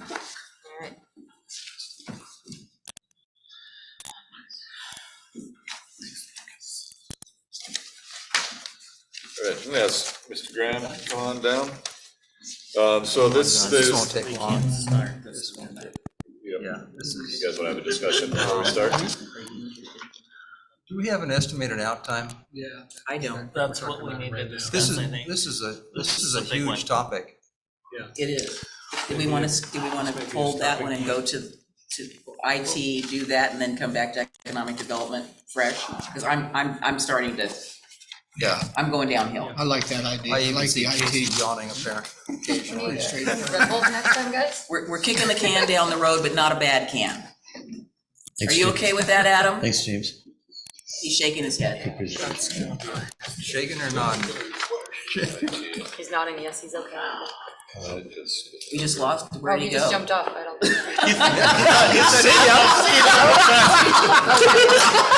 No heck, Kev, I'm out of here. Welcome back. Welcome back. We lost you for a minute there. I'm not pulling a Frank on you, don't worry. You did leave last week. You did leave early last week. We call that an Irish goodbye. I didn't even know he was gone. Somebody said, where's Frank? And I said, And that recognizes It's like my right substantial when you said contribution. that. and I just said, what? Tag team, we split. I mean, I looked over, you were there, and then, I don't know, anyway, thank He's you. like, oh, great. All right, let's do IT. So It's getting late. Watch me. so we have economic development, we're gonna Lock the skip door. that. We have IT, and then we have general government, and then our next section would be police. So I'm thinking maybe I can do those two real quick. IT and general government are really Yes. short. Yeah. And then we- Okay, You guys okay. can have a discussion on how you want to proceed. 49, page 49 is information technology. The proposed budget includes $100,000 in capital outlay expenses related to the installation of needed to move to a full virtual environment, including the city's enterprise resource planning system and utilizing the Microsoft Azure cloud solution. Additional capital outlay costs include $72,000 for monitored endpoint security, as well as $70,000 in additional software for firewall security. Personnel services reflects an increase due to 2 years of the IT director position instead of one that's in the current biennium, rather than one. So really, a lot of this is made up of our licensing requirements that we have for all of our employees for utilizing, whether it's Teams, Microsoft, Adobe, all those programs that we have, network monitoring, cloud services. I think that the budget does continue to reflect an investment on strengthening and hardening our IT network, especially in response to the network disruption ransomware attack that we had earlier this year.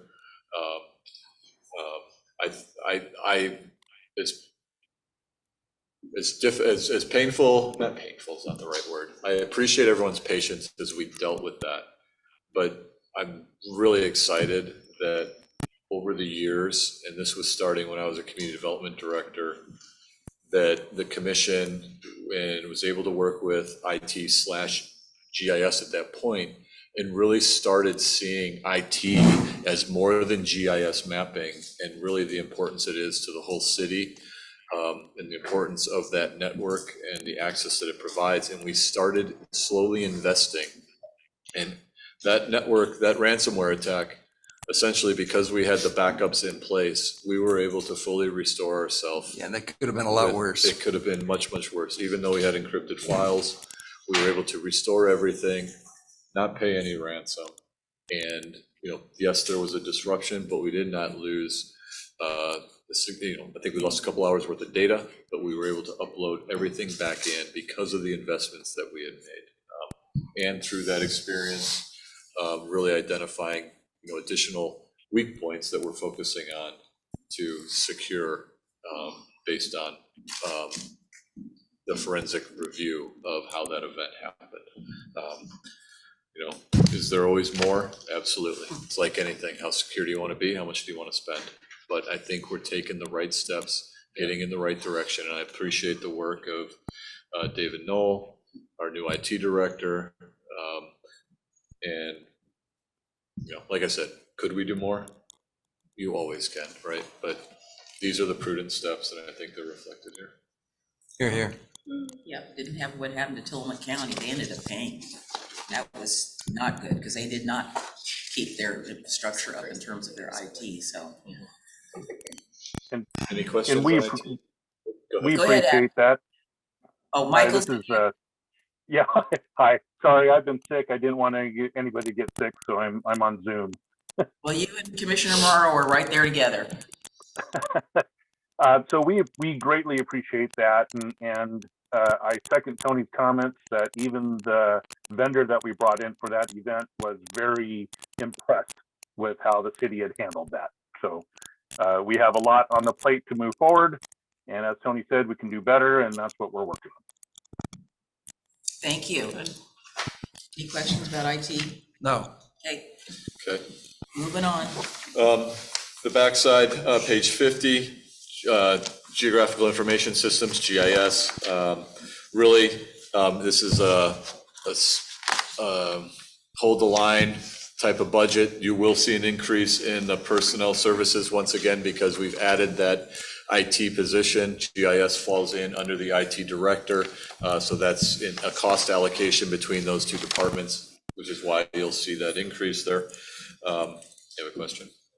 No, I just wanted us to highlight under page 48, under accomplishments, we have begin the city website refresh. We're still trying to get through it. It's in process. It's in process. Right now, yes, it's in process. Obviously, network destruction, there was a month plus where we shut everything down, as well as our IT folks who are running that website refresh. So we're re-engaged on that and working to get those updated. But a lot of work had gone into, prior to roughly January, beginning of January, in terms of site design and whatnot. So that is ongoing right now. So that's so maybe at a commission meeting, we can get into a little more specificity. I'm not interested in designing it. I just think we just need to let not only our budget committee members, but our community members know just the high overview of what we're doing to make it better. Okay. Any questions on the GIS budget? Nope. Have we thought about going to a, I know that our system, when you want to go in and you want to find something, you go to our map. I have used different systems. Sometimes when I want to look something up, I don't necessarily use our system.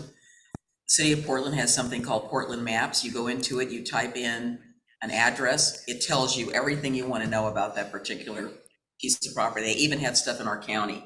It isn't as detailed, but you can get basic information about the piece of property. And it isn't our responsibility, but I get frustrated sometimes when you're trying to look up something that's in the county and I'm trying to correlate it with what we have in our thing.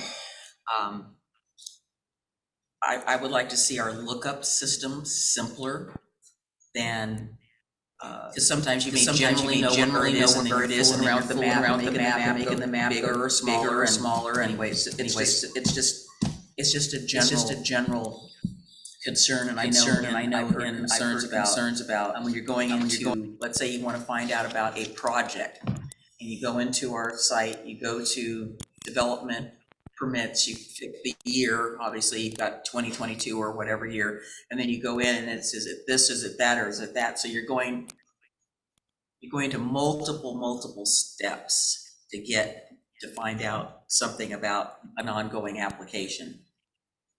Whereas if you knew,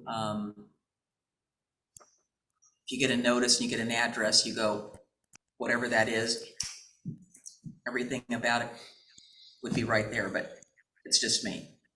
And it's just the way I process something and the way I'm trying to find something. So I have sometimes had to go 2 or 3 times into our development review section to try to find an application by typing in the file number or typing in this thing, and sometimes it comes up, sometimes it doesn't. So it's just an observation. Okay, thank you. Any other questions on GIS? No.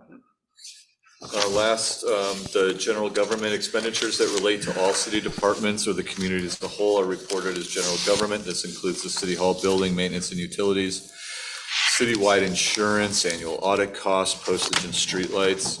Importantly, community projects and expenditures are allocated to other departments through transfers and are included as well.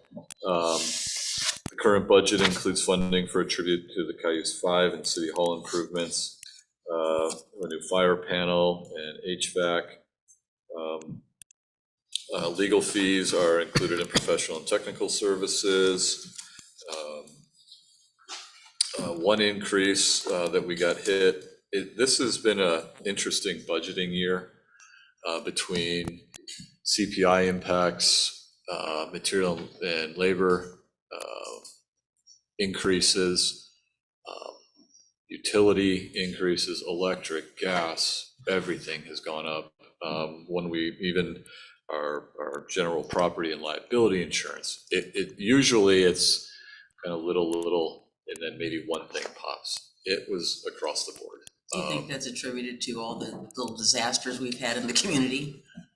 I mean, ice, fire, whatever. Maybe, I'm not sure. You know, every building now, you know, to replace this, every material and component to rebuild this building has gone up significantly. So whatever you were assuming the liability for the replacement, it wasn't like just labor went up. Every component went up. So I think it's multiple things driving one another, honestly. So really that was the standout in this, but it was just the costs are going up. I would like to bring up, you know, we talk a little bit about streetlights, and that's more about paying Portland General Electric, but there have been discussions about our actual physical streetlights in our community. And, you know, if that is something we want to, but we did not budget for replacing all the streetlights to be consistent. If that's something that we want to do, not that we can't have it and do a budget adjustment later, but if that's something we'd like to do, we'd like to know that so that we can try to account for that through the budgeting process. We have no idea what the cost of that would be until we survey it, do we? What was that? The one time, over 3 years or 2 years? Probably over 3 years. 250 to 300,000 over 3 years. And that's the standardized lights, as per that discussion we had. Yes. That involves not only maybe relocating and resituating existing lights, but purchasing a new inventory of lights. Total package. So I just bring it up. Excuse me. I'm not passionate about it. Tony, somewhere in your initial comments on. I know you are. No, not about. What? Frank said he's not passionate about it. He said, I knew I was. I'm not passionate about it being in the budget this year. I'm passionate about it being fixed sometime in my lifetime. I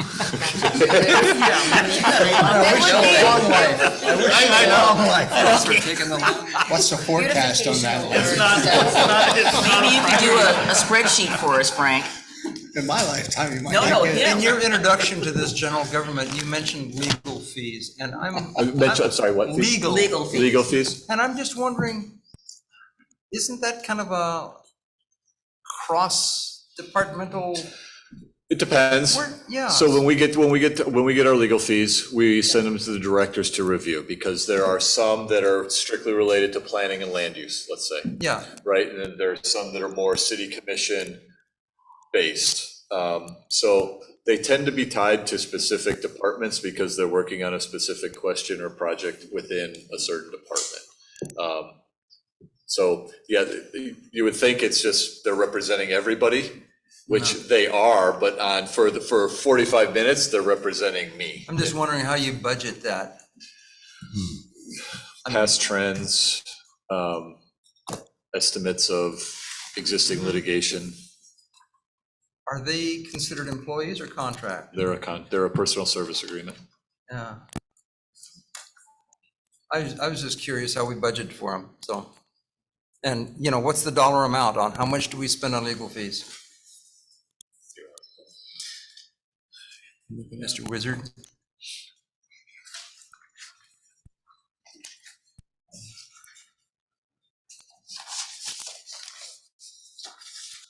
If you want, I'm going to provide what's in here, but again, as Tony indicated, the legal bill is split up amongst all the funds, depending on the issue. So it would take a little bit more time to gather up the, citywide number. I can get back to you with that at the next meeting. I think we'll meet again. Sure. Yeah. And sorry, one more, page 52, facilities. We created a new fund division because kind of like GIS, it started as mapping and planning and it kept growing, and it needed to become a department due to the responsibility, the requirements, the budgeting. So facilities kind of started the same way. It was the pool, it was the Pioneer Center, and everybody was up on Warner Milling and City Hall, right? So it was easy to have facilities embedded in the Parks Department. We now have multiple facilities, and this department has expanded to providing those facility services outside of just parks. So it's City Hall, it's the Libke facility.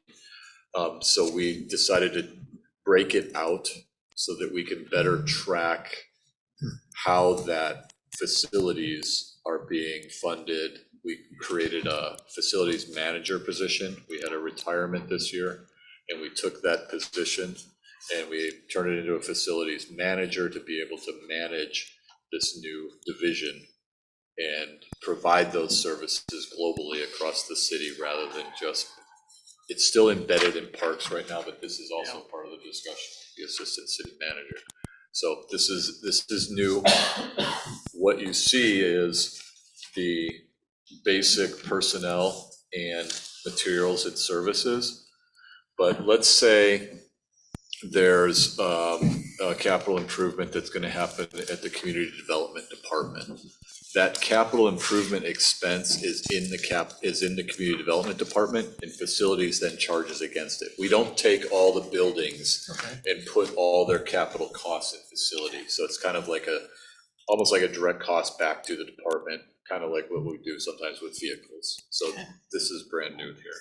Am I missing anything? No, this used to be combined into general government as one bucket, but these costs were already there. It's just splitting them out managerially so that Kendall and his team can manage their costs better, more productively. So where's the Amtrak station? It's down on Washington Street. Oh, good. Ask a silly question. It's getting late. Keeping track. Where is the Amtrak station? In terms of facilities. In terms of facilities. Yeah. Well, the facility. Is it in, The is it facility part of costs this, are in or is it economic. under public works? Or It's under economic development. Okay, because I will tell you that I think it's in very sorry shape. Last time I was down there, I took lots of pictures and I said, oh my God, I would be embarrassed to have somebody getting off the train here. I kind of agree. I took the Amtrak once and I was a little confused just how to get on the train. I'm like, huh. Oh, well, that's a personal problem. No, That's not that. It was like, I'm standing here, just out here. Well, the building's fine, it just needs some maintenance, so it's under economic development, that seems a little odd, but it should, we own the building, right? Yes. Okay, so Urban maybe renewal why owns is it it. under economic I think development? urban renewal owns it. Well, it's under economic development, but Well, when you say this, the city doesn't own it, I don't think. does the city own it or does the agency own it? The agency owns. Okay. Well, then I will have to speak to the agency then. Agency staff is located in economic development because we have no urban renewal agency staff. I'll be speaking to the agency staff. Okay. Any other questions? I move we adjourn. So be it. Right? We're done. Sorry, did you recess or? We need a motion to recess. He just did it. I think she just approved the budget, no, recess. Yes. Okay. We recess until next May time. 11th. No, that might. Okay. Perfect, thank you. Thanks for all the time tonight. Thank you, Adam. Feel better. Thank you, Michael. Feel better. Don't come back unless you're completely Better. sniffle free. Thank you. Thank you. Sniffle free.